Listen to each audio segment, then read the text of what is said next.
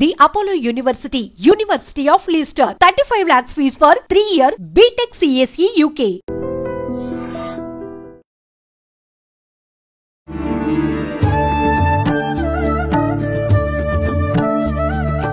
నమస్కారం, welcome to I dream. ధర్మ మార్గం విత్ విజిత కార్యక్రమానికి స్వాగతం.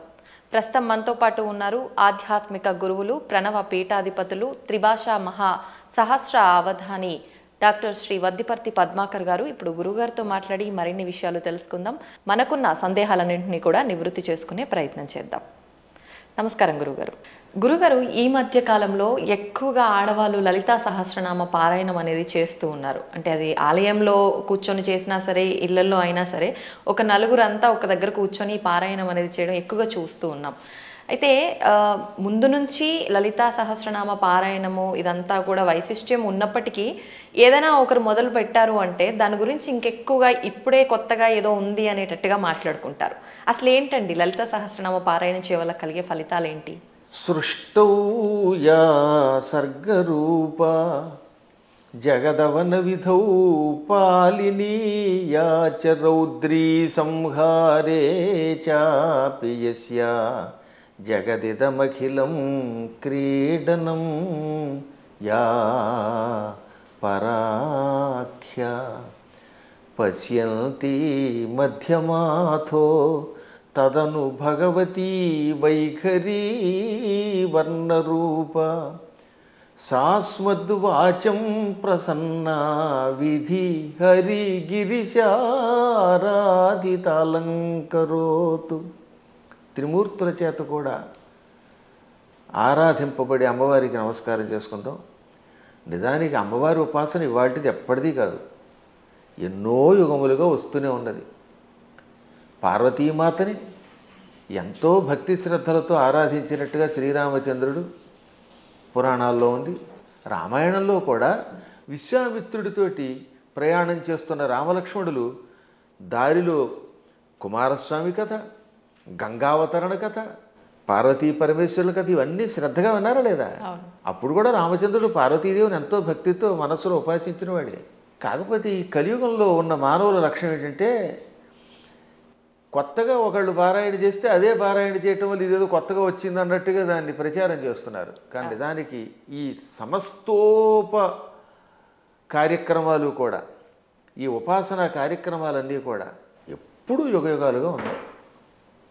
ఇప్పుడు నేను చదివిన శ్లోకం దేవీ భాగవతంలో ఆది మంత్ర శ్లోకం కాబట్టి దేవీ భాగవతం వేదవ్యాసుని చేత రచింపబడింది. దేవీ భాగవతం భాగవతం రెండూ కలిస్తేనే భాగవతం. అది పాండిత్యం ఉన్న వాళ్ళకి తెలుస్తుంది, సంస్కృతం మీద పట్టున్న వాళ్ళకి తెలుస్తుంది. ఇతరుల యొక్క వ్యాఖ్యానాలు చదువుకుని వాళ్ళ శ్లోకాల తాత్పర్యాలు తెలుసుకునే వాళ్ళకి మాత్రం తెలియదు అనుకోండి. అందులో ఈ లలితా సహస్రనామం యుగ యుగాల చరిత్ర కలిగినది. మహానుభావులు ఎంతోమంది ఉపాసించారు. అమ్మవారి గురించిన ఉపాసన మహాభారతంలో ఆదిపర్వంలో కనపడుతుంది, సభాపర్వంలో కనపడుతుంది, అరణ్యపర్వంలో కనపడుతుంది, ఇంకా విరాట పర్వంలో చెప్పేకర్లా. ఇప్పుడు ఈ లలితా సహస్రనామంలో ఉన్న నామములను గుదిగురిచ్చి ఒక స్తోత్రంగా ధర్మరాజు చేశాడు. ధర్మరాజు విరాటరాజు గారి కొలువులోకి వెళ్లే ముందు ఒక ఆలయం ప్రాంగణం దగ్గర నిలబడి అమ్మవారిని 24 శ్లోకాల్లో స్తోత్రం చేశాడు. ఆ తర్వాత వీళ్ళంతా మారువేషాలు వేసుకుని విరాటరాజు గారు కొలువులోకి వెళ్ళారు. కానీ చిత్రం ఏంటంటే నిజానికి అమ్మవారిని స్తోత్రం చేసింది ఎవరు? ధర్మరాజు. ఎక్కడ? మహాభారతంలో విరాట పర్వంలో విరాటరాజు గారు కొలువు దగ్గరికి వెళ్లే ముందనమాట. అంటే ధర్మరాజు గారేమో కంకుబెట్టి అనే పేరుతోటి, భీముడు వంటలవాడు వలలుడు వేషంలో, అర్జునుడు పేడి రూపంలో, బృహన్నల రూపంలో, నకుల సహదేవులు వరుసగా అశ్వనీపాలకులు, అశ్వపాలకులను గోపాలకులుగా వెడుతున్నారు. ద్రౌపదీదేవి మానిని అనే పేరుతోటి వెడుతోంది, మాలినిగా, ఇది సైరంధ్రిగా. విరాట పర్వాన్ని నర్తనశాలగా సినిమా తీశారు. అందులో ఏం చేశారనమాట, ధర్మరాజు గారు అమ్మవారిని స్తోత్రం చేస్తే ద్రౌపది స్తోత్రం చేసినట్టుగా జననీ శివకామిని అని పాట పెట్టారు. నిజానికి జననీ శివకామిని అందంగా పీసుశీల్ గారు అద్భుతంగా పాడిన స్తోత్రం నిజానికి ఎవరు చేశారనమాట, అది ఆ స్తోత్రం ధర్మరాజు చేశాడు. కాబట్టి ధర్మరాజు కూడా అమ్మవారిని ఉపాసన చేశాడు. ఇక ఆ తరువాత మరికొద్దిసేపట్లో భగవద్గీత ప్రారంభం అవుతుందనగా అర్జునుడు అమ్మవారిని 14 శ్లోకాల్లో స్తోత్రం చేశాడు. నమస్తే సిద్ధశానాని ఆర్యే మందరవాసిని కుమారి కాళి కాపాలి కపిలే కృష్ణ పింగళే భద్రకాళి నమస్తుభ్యం మహాకాళి నమోస్తుతే చండి చండి నమస్తుభ్యం తారిణి వరవర్ణిని అంటూ 14 శ్లోకములతో అమ్మవారిని స్తోత్రం చేశాడు. ఆ స్తోత్రాల్లో ఉన్న నామాలన్నీ లలితా సహస్రనామంలోవే. వాటిని ఇంకొక రకంగా గుదిగుచ్చి ఈయన స్తోత్రం చేశాడు. కాబట్టి వీళ్ళు అమ్మవారిని ఉపాసించారు. కాబట్టి అమ్మవారిని ఉపాసించటం అర్జునుడు చేశాడు కృష్ణుడి సలహా మీద, ధర్మరాజు గారు చేశారు. ఇంకా ఆశ్చర్యం, మనందరం ఎంతో ప్రామాణికంగా భావించే భాగవతం ఉందా? అవునండి. ఈ భాగవతంలో ద్వారకా నగరంలో శ్రీకృష్ణ పరమాత్ముడు సత్యభామాదేవి యొక్క తండ్రి సత్రాజిత్ అభాండం వేస్తే అభాండం నుంచి బయటపడడం కోసం వెళ్ళాడు. ఏది? మణి కోసం, శమంతక మణి కోసం. ఆయన ఎప్పటికీ రాకపోతే 28 రోజులు రాలేదు ఆయన. ఆ లోపు అమ్మవారిని స్తోత్రం చేశారు, అమ్మవారిని పూజించారు. ఎవరు? ఆయన భార్య రుక్మిణీదేవి, పక్కనున్నటువంటి మహానుభావుడు దేవకి వసుదేవులు అందరూ కూడా అమ్మవారిని పూజించారు. అప్పుడు అమ్మవారు ఏమంటుంది? బాలామణితో మణితో హేలాగతి వచ్చు వనరు హేక్షణుడనుచు అని అమ్మవారు పలికింది.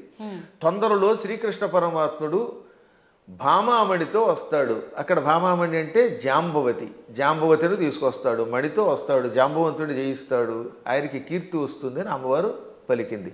కాబట్టి సాక్షాత్తు శ్రీకృష్ణ పరమాత్ముడు అంతటి వాడు పునఃస్థాపన చేసిన ద్వారకా నగరానికి అధిష్టాన దేవత అంబిక. అంబిక అనే పేరుతో ఉన్నది. ఈ భాగవతంలో ఉన్నది, ఇంకెవరో పద్మాకర్ గారు రాసింది కాదు. కాబట్టి అమ్మవారి ఉపాసన ఎంత ప్రాచీనమో ఆలోచించండి. అలా ప్రాచీన కాలం నుంచి అందరూ అమ్మవారిని ఉపాసిస్తున్నారు. శక్తిని ఉపాసించకుండా ఎవడుంటాడు? ఇప్పుడు వెర్రి పెరిగిపోయి కొట్టుకోవడాలు పెరిగిపోయాయి. కాబట్టి అమ్మ లలితా సహస్రనామాలు, ఈ అమ్మవారి ఉపాసన యుగయుగాల చరిత్ర కలిగినది.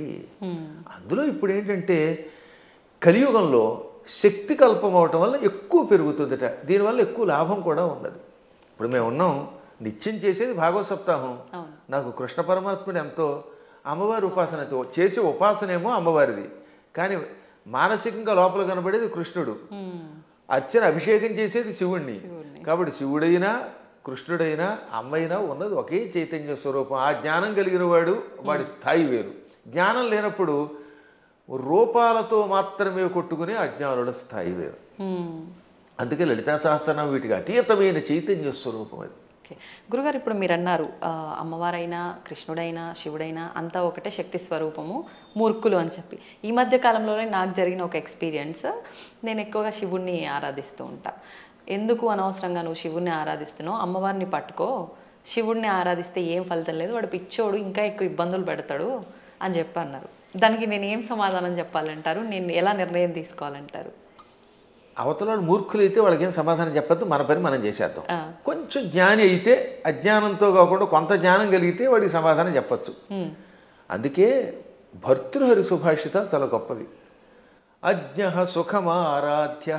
అజ్ఞ అంటే ఏమీ తెలియని వాడు ఉన్నాడు, మూర్ఖుడుగా. వాడు మూర్ఖుడు కాదు, ఏమీ తెలియని వాడు. ఏమీ తెలియని వాడికి బాగు చేయొచ్చట. అజ్ఞ అంటే ఏమీ తెలియని వాడు, సుఖం ఆరాధ్య బాగా చెప్పడానికి అర్హుడు. ఏమీ తెలియని వాడు కూర్చోబెట్టి చెప్పచ్చు. అంతే. సుఖతరం ఆరాధ్యతే విశేషజ్ఞ. బాగా చదువుకున్న పండితుడికి చెప్పచ్చు, ఏమీ తెలియని వాడికి చెప్పచ్చు, బాగా తెలిసిన వాడికి చెప్పచ్చు. జ్ఞానలవ దుర్విదగ్ధం బ్రహ్మాపి నరన్నరంజయతి. జ్ఞానలవ దుర్విదగ్ధుడు అంటే అర్థం ఏంటనమాట? తెలుసున్నది ఎంత, లవము అంటే కొంచెం, కొంచెం తెలుసు కానీ అన్నీ తెలుసని వాడికి అహంకారం. ఈ మధ్యన అలాంటి వాళ్ళు ఎక్కువైపోయారంట యూట్యూబ్లో. వాడికి ఏం తెలియదు, నాకు తెలుసని అహంకారం. అలాంటి మూర్ఖుణ్ణి బ్రహ్మాపి నరన్నరంజయతి. అటువంటి నరుణ్ణి బ్రహ్మ కూడా బాగు చేయలేట. వాడికి ఏం చెప్పలేడు, బ్రహ్మ వచ్చి చెప్పినా వెండవాడు. అందుకే కొంతమంది మూర్ఖులు చూసారా, నేను దేవుడు చెప్పినా చేయను, దేవుడు వచ్చి దిగొచ్చినా విన్నంటాడు. వీడి మొహానికి దేవుడు దిగి వస్తాడా? ఏ దేవుడే కదా, దెయ్యం కూడా దిగిరాదు. అంచేత అటువంటి వాళ్ళకి మనం చెప్పక్కర్లేదు, మన పని మనం చేయాలి. కానీ ఒక గొప్ప అద్భుతమైన శ్లోకం ఆది శంకరాచార్యుల వారు మనలాంటి వాళ్ళ కోసమని దేవి అపరాధ క్షమాపణ స్తోత్రంలో రాశారు. ఆ స్తోత్రం పేరేంటి? దేవి అపరాధ క్షమార్పణ స్తోత్రం. అమ్మా నన్ను క్షమించు అని చిట్ట చివరి చెప్పే స్తోత్రం. అద్భుతమైన స్తోత్రం అది. కొంతమంది వాళ్ళు అది కూడా ఆయన రాయలేదని పిచ్చివాదం చేసేవాళ్ళు ఉంటారు, వాళ్ళని మనం పక్కన పెట్టేద్దాం. కానీ చితాభస్మాలేపో గరళమశనం దిక్పటధర జటాధారి కంఠే భుజగపతిహారీ పశుపతి కపాలీ భూతేశో భజతి జగదీశైక పదవీం భవాని త్వత్పాణిగ్రహణ పరిపాటీ ఫలమిదం. భవాని అంటే ఓ పార్వతి, నీ భర్త శివుడి దగ్గర ఏముందమ్మో గొప్పతనం. ఇది ఎంత గొప్పగా ఉంటుంది ఈ స్తోత్రం చివరిదాకా వినాలి జాగ్రత్తగా. ఆయన చితాభస్మాలేప, ఎవడో శవాన్ని తీసుకెళ్ళి శ్మశానంలో కాల్చారు. ఆ కాల్చగా వచ్చిన బూడిని ఏమంటారు? చితాభస్మము. చితి మీద నుంచి వచ్చినటువంటి భస్మం. ఆ భస్మాన్ని ఆలేప, ఒంటికి పూసుకుంటున్నవాడు. మనం గంధం పూసుకుంటాం అంటే మా బొట్టి వాళ్ళం పూర్వం గంధం అరగ తీసుకుని పూసుకునేవాళ్ళం. మీ బొట్టి వాళ్ళు ఈ మధ్యన పెర్ఫ్యూమ్స్ వచ్చాయి కదా, కిష్కం కిష్కం అనేది ఏదో కొట్టుకుంటాడు, మళ్ళీ అందులోంచి గాలి వస్తుంది, అందులోంచి వచ్చేది గాలేగా పొగేగా అని మళ్ళీ అడ్వర్టైజ్మెంట్లు. సరే ఏది ఏమైనా మొత్తం మీద సుగంధ ద్రవ్యాలు పూసుకుంటారు. ఆయన మాత్రం ఒంటికి ఏం చేస్తాడు? కాష్టంలో బూడిద పూసుకుంటాడు. పోని ఆహారం ఇడ్లీలో చపాతీలో బూరిలో గారెలో దద్దోజనో తిండు గరళ వశనం విషమే ఆహారంగా స్వీకరించాడు. ఇంకా మంచి బట్టలు కట్టుకుంటున్నాడా? కనీసం పద్మాకర్ గారైనా అంతో ఎంతో మంచి లాల్చీ వేశారు. కానీ ఆయన దిక్కులే వస్త్రం. దిక్కు అంటే తూర్పు మొదలుకొని అన్ని దిక్కులు. పటము అంటే వస్త్రం. దిక్పటధర అంటే దిక్కులను వస్త్రముగా ధరించేవాడు. అదే దిగంబరుడు అంటే. దిక్కు అంబరహ దిగంబరహ. అంబరం అంటే వస్త్రం. దిక్కులు వస్త్రంగా ధరించేటంటే అర్థం ఏంటమ్మా? ఇప్పుడు ఉదాహరణకి ఈ గదే పద్మాకర్ గారికి బట్ట అంటే ఇంక వేరే వస్త్రం వేసుకోలేదు. అది దిక్కులు వస్త్రంగా ధరించేటంటే ఏ బట్టలు లేకుండా ఉన్నాడు. అక్కడికి అది అయిపోయింది. ఇక తర్వాత ఏమంటున్నాడైనా? జటాధారి, చక్కగా క్రాఫ్ దువ్వుకోడు, కర్లింగులు లేవు, కటింగులు లేవు, జడలు అట్ల కట్టేసి ఉంటాయి. ఆ అట్టలు కట్టిన జడల్ని ధరిస్తున్నాడు. మెడలో బంగారపు గొలుసు ఒక్కటి కూడా లేదు. భుజగపతిహారి, బుస్సుమని మీదకి వచ్చే కాటురాజు గారిని మెడలో వేసుకున్నాడు. ఆయన పావుని గొలుసుగా వేసుకున్నాడు. పశుపతి, ఇంకా ఆయన ఎవరికి అధిపతి? పశువులకు అధిపతి. చేతిలో చూస్తే ఏ కంచమో ఆకో పుచ్చుకుని వాళ్ళంతా బఫేని పెడుతున్నారుగా. ఆయన స్వామివారు ఏం చేస్తున్నారట? కపాలం ధరిస్తాడు. భిక్షాపాత్రగా చేతిలో పుర్రిని ధరించాడు, బ్రహ్మ కపాలాన్ని. భూతేశ, భూతాలకు అధిపతి. ఇవన్నీ అవలక్షణాలు పైకి కనపడ్డాం. కానీ ఇన్ని అవలక్షణాలున్నా జగదీశైక పదవీం భజతి అంటే సమస్త లోకాలకి ఈశ్వరుడు అవుతున్నాడు. జగదీశ్వరుడు అనగా సమస్త లోకాలకి అధిపతి, చక్రవర్తి. అన్ని లోకాలని పరిపాలించడానికి కావలసిన అర్హతలు వచ్చేసి ఆయనకి. లోకాలన్నిటినీ పరిపాలిస్తున్నాడు. కారణం ఏమిటో తెలుసా? భవాని త్వత్పాణిగ్రహణ పరిపాటి ఫలమిదం. నీ పాణిగ్రహణం చేశాడు, నీ చెయ్యి అందుకున్నాడు అంటే నిన్ను పెళ్లి చేసుకున్నాడు. అమ్మ ఆయనలో అన్ని అవలక్షణాలే, అయినా లోకాలను పరిపాలిస్తున్నాడు. కారణం నిన్ను పెళ్లి చేసుకోవడం. ఇదంతా నీ అనుగ్రహం. అంటే ఇందాక ఒక ఆవిడ చెప్పిందనోగా, ఏమని? అమ్మవారిని పూజిస్తే లాభం ఆయన దగ్గరే ఉంది అని. ఈ పై శ్లోకం యొక్క తాత్పర్యం ఇలా కనపడుతుంది. అంటే ఇందాక మీరు అన్నట్టు మిడిమిడిగా తెలుసుకొని మాట్లాడే మాట. ఇప్పుడు ఈ శ్లోకంలో ఉన్న అంతరార్థం తెలిస్తే మనకు ఆశ్చర్యం కలుగుతుంది. సామాన్యుడి భాషలో చెప్పాలంటే వాడికి పిచ్చెక్కుతుంది. ఇప్పుడు అమ్మవారిని పార్వతి అనలేదండి. పార్వతి అంటే పర్వతరాజు కూతురు, పుట్టింటి వారి పేరుతో పిలవాల. భవాని అన్నాడు ఆయన. భవాని అంటే అర్థం ఏంటి? భవస్య పత్ని భవాని అంటే శివుడి పెళ్ళామా. దాని అర్థం ఏంటి? మళ్ళీ అక్కడ ఏమంటున్నాడంటే ఆవిడ్ని ఓ శివుడి పెళ్ళామా అన్నాడు. మనకి ఏమనిపిస్తుంది? ఆవిడ పొగిడినట్టేం లేదు. మళ్ళీ వచ్చేసరికి నువ్వు ఎన్ని గొప్ప లక్షణాలు ఉన్నా, నీ వల్ల ఆయనకు గొప్పతనం వచ్చినా నువ్వు శివుడి పెళ్ళానివే. నీ అనేది నీప్ అని ఒకటి ఉంటుంది వ్యాకరణంలో. ఆ నీప్ అనేది కొన్నింటికి చేరితే భార్య అని అర్థం వస్తుంది. ఆ ఏ పదాలకి? భవ దానికి నీపు చేరితే భవాని, మృడ నీపు చేరితే మృడాని, రుద్ర నీపు చేరితే రుద్రాణి, శర్వ శర్వాణి. వీటికి భార్య అని అర్థం వస్తుంది. అందులో శివాని లేదు. అందుకే శివాని అనే శబ్దం అసాధు. శివాని అని వాడేస్తారు కానీ శివ శబ్దం పక్కన నీపు ఉండదు. భవ, రుద్ర, మృడ, శర్వ ఇది ఆకృతి గణం. వీటికి మాత్రమే చేరితే భవాని, రుద్రాణి, మృడాని, శర్వాణి అవుతాయి. కాబట్టి ఇంత చేసి నువ్వు ఎంత గొప్పదానివైనా, నీ వల్ల ఆయనకి వచ్చినా నువ్వు ఆయన పెళ్ళానివే అని చెప్పడం. ఇంకా పైకి వద్దాం. ఇందాక చెప్పినవి ఈ ప్రపంచంలో ఎవడైనా కాష్టంలో ఉన్న బూడిదను పూసుకుంటాడా? మీకు ఎంతో స్నేహితుడు ఒక ఆయన ఉన్నాడండి, ఎంతో ఇష్టుడు ఒక ఆయన ఉన్నాడు. ఆ గొప్ప వ్యక్తి ఒక ఆయన తాతగారు అంటే చాలా ఇష్టపడతాడు. ఆ తాతగారు పోయారనుకుందాం. ఆ తాత లేకపోతే బతకలేనన్నవాడు ఆ తాతగారి శరీరం కాలిపోయాక ఆ బూడిద పూసుకుంటాడా? అస్సలు ఒక్క శివుడు మాత్రమే తన భక్తులు తనను ఉపాసించాక వాడు నా భక్తుడు, వాడు నాకు ఎంతో ఇష్టుడు అని వాడు చావగానే వాడి శరీరాన్ని శ్మశానంలో కాలిస్తే రారా నాయనా అని వాడి బూడిదని ఒంటికి పూసుకుంటున్నాడు. ఆ బూడిద పూసుకోగానే వాడు శాశ్వతంగా కైలాసానికి వెడుతున్నాడు. అంటే ఆ భక్తుడి మీద ఆయనకి ఎంత ఇష్టం. ఈ ప్రపంచంలో ఇంత ప్రేమగా చూసే దేవుడు ఇంకెవడన్నా ఉన్నాడా? ఒకసారి ఆలోచించండి. భక్తుడి యొక్క కాష్టంలో బూడిదని ఒంటి మీద గంధంలా పూసుకునే ఏకైక కరుణామూర్తి శివుడే. ఆయనకి మాత్రమే శక్తి ఉంది, ఇంకెవడో పూసుకోలేడు. పూసుకుంటే చస్తాడు, బ్యాక్టీరియా వచ్చి చచ్చిపోతాడు ముందు. రెండవది గరళ మశనం. పాలసముద్రం చిలికారు. ఈ పాలసముద్రంలో అమృతం వస్తుందనుకుంటే మొట్టమొదట పుట్టింది విషం.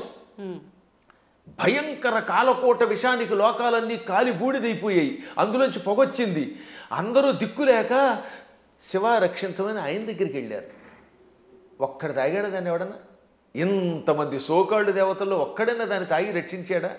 ఒక్క శివుడు మాత్రం పార్వతి కేసు తిరిగి, పార్వతి వీళ్ళు నా పిల్లలు రక్షించమని అడిగారు, తాగేస్తున్నాను అన్నాడు ఆయన. అప్పుడు భార్య తాగమంటుందండి నిజంగాను? ఏ భార్య అయినా సరే, ఏమండి వాళ్ళకి మతి లేకపోతే మీకు మతి లేదా? బాబోయ్ నా మంగళసూత్రం గట్టిగా ఉండాలి, మీరు తాగద్దనాలా, కానీ ఆవిడే ఉంది తాగేయండి అంది. అందుకే పోతన గారు అక్కడ ఒక అద్భుతమైన పద్యం రాశారు భాగవతంలో అష్టమస్కంధంలో. మృంగెడివాడు విభుండని. మింగేవాడు తన భర్తని తెలుసు. ఆ మింగేవాడు తన భర్త అని ఆవిడ తెలియదా? తెలుసు. మృంగెడిదియు గరళమనియు. ఆయన మింగేది గరళం, విషం తప్ప అమృతం కూల్ డ్రింకు కాదని ఆవిడికి తెలుసు.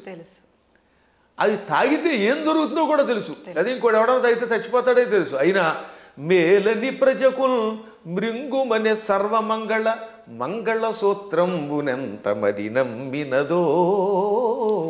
ఎంత అద్భుతమైన పద్యం. అయినా ఈ సృష్టి అంతా తన పిల్లలు, మా పిల్లలు బాగుండాలి, వాళ్ళ కోసం ఏమైనా పర్వాలేదు అని త్రాగమన్నది. తాగమండవే కాదు, తన మంగళసూత్రాన్ని అంత నమ్మింది. శివుడు నా మెడలో మంగళసూత్రం కట్టాడు, కట్టాక ఆయనకి ఏం అవ్వదు, నా మెడలో ఆయన కట్టిన మంగళసూత్రం ఉండగా ఈ విషయం కూడా ఆయన ఏమీ చేయదనే నమ్మకంతో తాగమన్నదట. అది వాళ్ళ దంపత్య యొక్క బంధం. ఆ దంపతులు ఇద్దరిలో ఎవరు గొప్ప ఎవరు తక్కువ అంటే అది అజ్ఞానం.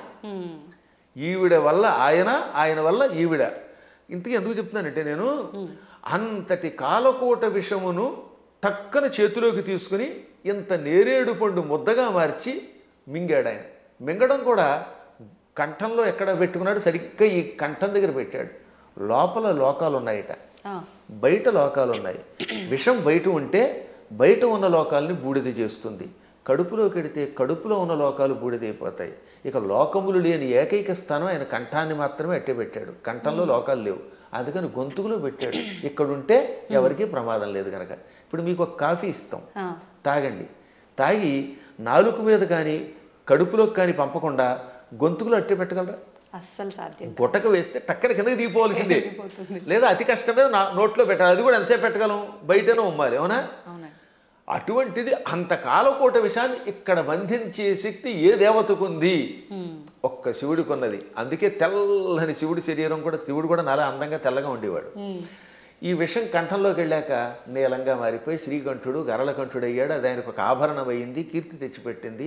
అందువల్ల గరళ వచనం అంటే అంతటి విషాన్ని ఆహారంగా స్వీకరించి గొంతుకులో పెట్టినవాడు ఆయన తప్ప ఎవడున్నాడమ్మా? ఇంకా ఆకాశాన్ని జుట్టుగా మార్చుకొని అట్లగట్టేలా జడలు పెట్టాడు. ఆకాశంలో ఉన్న మబ్బులు అవన్నీ ఆయనకి కేశములైపోయాయి. వ్యోమకేశుడు ఆయన, అందువల్ల జటాధారి. మెడలో వాసుకి అని పిలువబడే ఒక భయంకర సర్పాన్ని ఎవడు పెట్టుకోగలుగుతాడు? ప్రపంచంలో పాముల్ని భరించే శక్తి ఇద్దరుకుంది. ఒక ఆయన పాము మీద పడుకున్నాడు, శ్రీ మహావిష్ణువు ఆదిశేషుడి మీద. ఇంకోటి ఎవడు ఆయన భరించలేడు. ఆ వాసుకినేమో మెడలో ఈయన గొలుసులో వేసుకున్నాడు. అలా విషసర్పమును కూడా ఆభరణంగా ధరించావు. పశుపతి అంటే మనందరం పశువులం. జీవులందరినీ ఏమంటారు? పశువులు. ఇంగ్లీష్లో కూడా man is a social animal అంటారు, గుర్తుపెట్టుకోండి. సంస్కృతంలో కూడా అంతే. పశువులు జంతువునాం నరజన్మ దుర్లభం. ఈ జంతువులలో మానవ జన్మమే దుర్లభము. కాబట్టి ఏ లాంగ్వేజ్లో అయినా సరే పశు శబ్దమునకు ప్రాణులు అని అర్థం. ప్రాణులందరినీ పరిపాలించేవాడు ఆయన పశుపతి అంటే. ఇంకా కపాలి, బ్రహ్మ కపాలాన్ని చేత్తో పట్టుకుని బ్రహ్మ యొక్క అహంకారాన్ని అడిచి యావజ్జీవితం చేతిలో పెట్టుకుని అందులో భోజనం పెట్టేవాడు ఎవడు అంటే కపాలి. అంటే ఇన్ని సంపదలున్నా అష్టసిద్ధులున్నా పార్వతి భార్య అయినా భిక్షాపాత్రని చేత ధరించి ఎవడైనా చివరికి భిక్షుకుడే. ఈ ప్రపంచంలో నేను భిక్షుకుడే, నువ్వు భిక్షుకుడివే, ఒకళ్ళనొకళ్ళు యాచించుకోవాలి అని చెబుతున్న మహానుభావుడైన ఒక్కడే. ఇంకా భూతేశ, భూతములంటే మీరు అనుకున్నట్టుగా హేహాన మీదకి వచ్చే భూతాలు కాదు, పంచభూతాలు. ఈ పృథివ్యాపస్తేజో వాయురాకాశములు, భూమి అగ్ని జలము వాయువు ఆకాశం అనే పంచభూతములు, ఇక ప్రాణులు, వీళ్ళందరికీ అధిపతి. అందుకే ఆయన జగత్తుకి ఈశ్వరుడు అయ్యాడు. అందువల్ల నువ్వేం చేసావు? ఆయన గొప్పతనం గ్రహించి ఆయన కోసం తపస్సు చేసి ఆయనే భర్త అవ్వాలని దగ్గరికి వెళ్ళి పార్వతి అని పేరున్నదానివి భవాని అయిపోయావు, ఆయన భార్యవై. అందుకే ఇప్పటికి కూడా ఇంగ్లీష్ వాళ్ళు మన సంస్కృత సంప్రదాయాల్లో కొన్ని పాటిస్తున్నారు. ఉదాహరణకి పద్మాకర్ గారి భార్య ఉంది, ఆవిడ ఏమన్నా మిసెస్ పద్మాకర్ అంటారా లేదా? అంటారు. రంగవేణి గారిని పిలవకుండా అంటే భవానీలాగా. పార్వతి కాస్త ఆయన భార్య అయ్యాక మిసెస్ శివ అయ్యింది, ఆ మాట భవానీ అన్నాం అంతే టెక్నిక్గా. అంటే ఎంత గొప్ప శక్తి! శివుడి భార్యని అనిపించుకోవడానికి ఇష్టపడుతోంది కానీ నేను పార్వతిని ఫలానా వాళ్ళ పుట్టింటి వారి సంబంధమైందని అనిపించుకోవడానికి ఆవిడ ఇష్టపడటం లేదు. ఈ లక్షణాలు ఆయనలో గొప్పవి కాబట్టే ఆయనని నువ్వు వరించావు, నీ వల్ల ఆయన పార్వతీ వల్లభుడయ్యాడు. ఈ విధంగా ఇద్దరు గొప్పవారే. ఇంక చివరిగా దిక్పటధరహ అంటే దిక్కులే వస్త్రములంటే మొత్తం ప్రపంచమంతా వ్యాపించినవాడు. అది వ్యాపిస్తే కదా బట్ట అయ్యేది.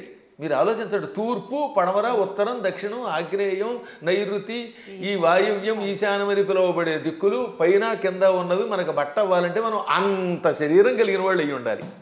ఇప్పుడు నాకు ఈ గది బట్ట అవ్వాలంటే నేను గది అంతా నిండిపోవాలి, అప్పుడే ఈ గదిని నేను బట్టగా ధరించగలను. అవునా? అందువల్ల సర్వవ్యాపకుడని అర్థం. అటువంటి వాళ్ళ యొక్క గొప్పతనాన్ని గ్రహించలేక శివుడిని పూజిస్తే కష్టం వస్తాయి పార్వతిని పూజించని, లేక పార్వతిని పూజించకు శివుడిని పూజించని, లేక ఈ ఇద్దరిని పూజించి విష్ణువుని పూజించగని విష్ణువుని పూజించి వీళ్ళని పూజించకు అన్నాడంటే వాడు అజ్ఞాని, ఏ విధమైన ఉపాసనా బలం లేనివాడు. అందువల్ల వీటికి అతీతంగా సర్వవ్యాపకుడైన శివుడు ఆయన ఏకో దేవ, ఏకో దేవ కేశవో వా శివో వా, ఒకడే దేవుడు. నువ్వు శివుడను, కేశవుడను, పార్వతి అను, లేక లక్ష్మి అను, సరస్వతి అను, కుమారస్వామి అను, విఘ్నేశ్వరుడను, ఇన్ని రూపములతో కనపడుతున్న పరమాత్మ ఒక్కడే. గురుగారు, అంటే మాలాంటి జ్ఞానం లేని వాళ్ళము ఇలాంటి పిచ్చి ప్రశ్నలు వేయటంలో అర్థం ఉంది, వాదించడంలో అర్థం ఉంది. కానీ ఎంతో జ్ఞానం ఉండి నలుగురికి చెప్పే స్థాయిలో ఉన్నవాళ్ళు కూడా కొంతమంది శివకేశవుల ఇద్దరు భేదం చూపించి మేము శైవులము, మేము వైష్ణులము ఇలా మాట్లాడుతూ ఉంటారు కదా, మరి దాని గురించి ఏమంటారండి? అక్కడే అసలు వాళ్ళ జ్ఞానులు అనకూడదు, వాళ్ళు భక్తులు అంతే, మూఢభక్తులు. వాళ్ళు భక్తులే. మూఢభక్తి ఏం చేస్తుందో తెలుసా? ఆ రూపాన్ని తప్ప ఇంకోటి ఇష్టపడకుండా చేస్తుంది. మూఢభక్తి వల్ల కూడా ఎప్పుడో ఒకప్పుడు పరమాత్మ దగ్గరికి కడతారు అనుకోండి, అందులో సందేహం లేదు. జ్ఞానభక్తి కలిగిన వాడు అలా ఎందుకంటాడు?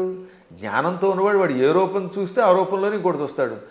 మహానుభావులైన ఋషుల్ని నేను చూశాను కదా, వశిష్ఠుడు ఉన్నాడు, రాముడిలో శివుని చూడగలిగాడు, శివుడిలో రాముడిని చూడగలిగాడు.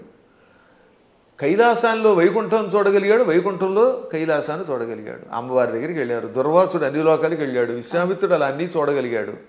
వాళ్ళు జ్ఞానులు. ఇంకా మూఢభక్తులు అంటే ఏమిటనమాట? నేను ఆ రూపమును తప్ప ఇంక దేన్ని చూడండి అంటాడు ఆయన.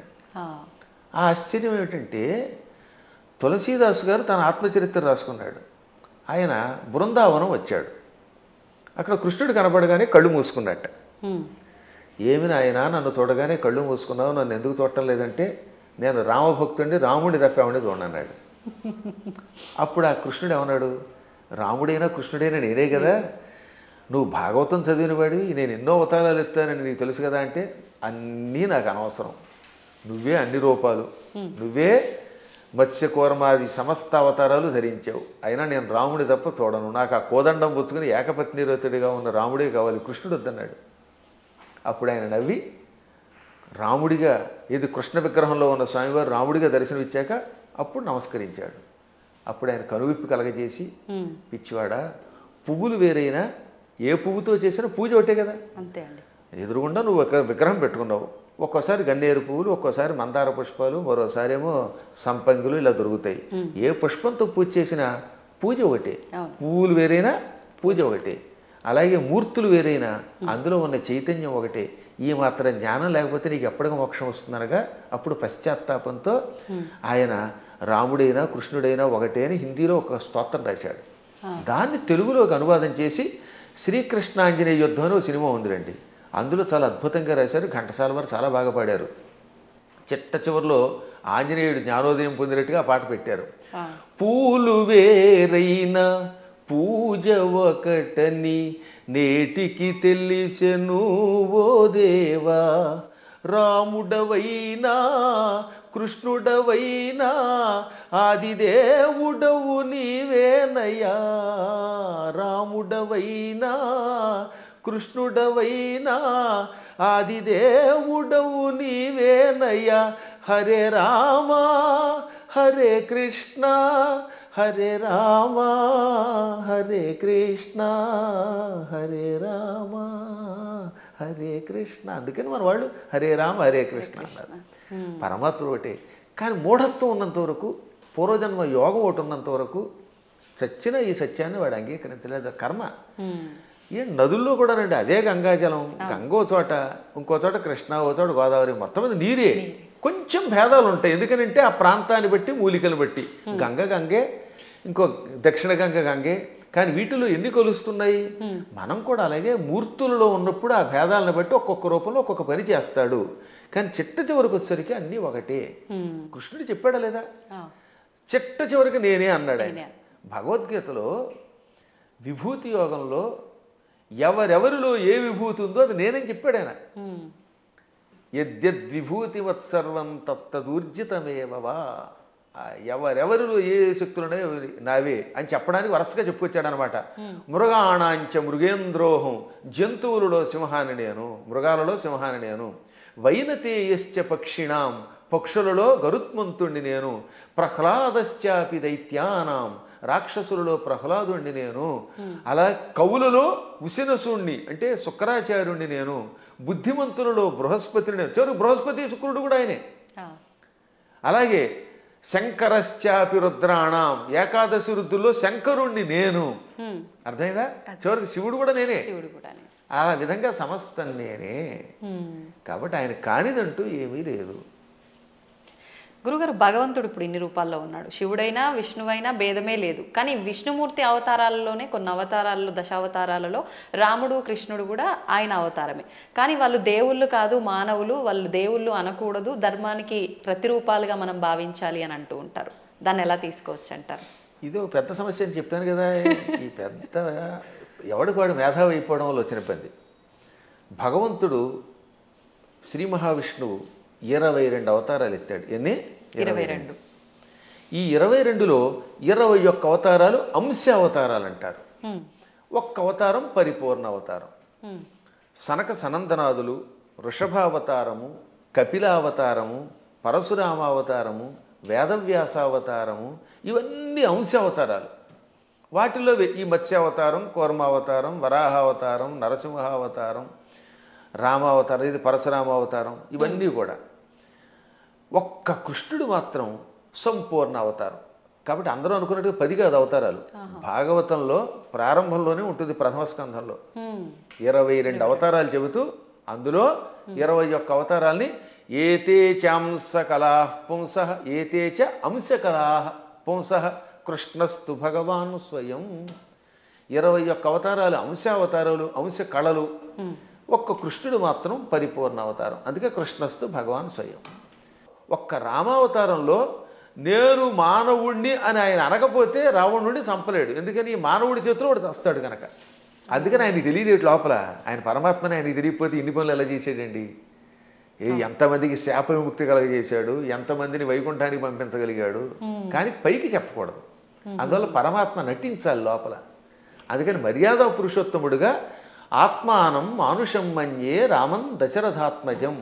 దేవతలంతా చిట్ట చివర వచ్చి ఏది రావణవధ అయిపోయాక నువ్వు విష్ణువు అంటే మీరు ఏదో విష్ణువు అంటున్నారు, అదేని పొగుడుతున్నారు, నాకు తెలియట్లేదు. నేను మాత్రమే అనుకుంటున్నాను, నన్ను నేను మానవుడు అనుకుంటున్నాను. ఆత్మానం అంటే నన్ను మానుషం మన్యే, మనిషిగా భావిస్తున్నాను. మన్యే అంటే భావిస్తున్నాను, అనుకుంటున్నాను.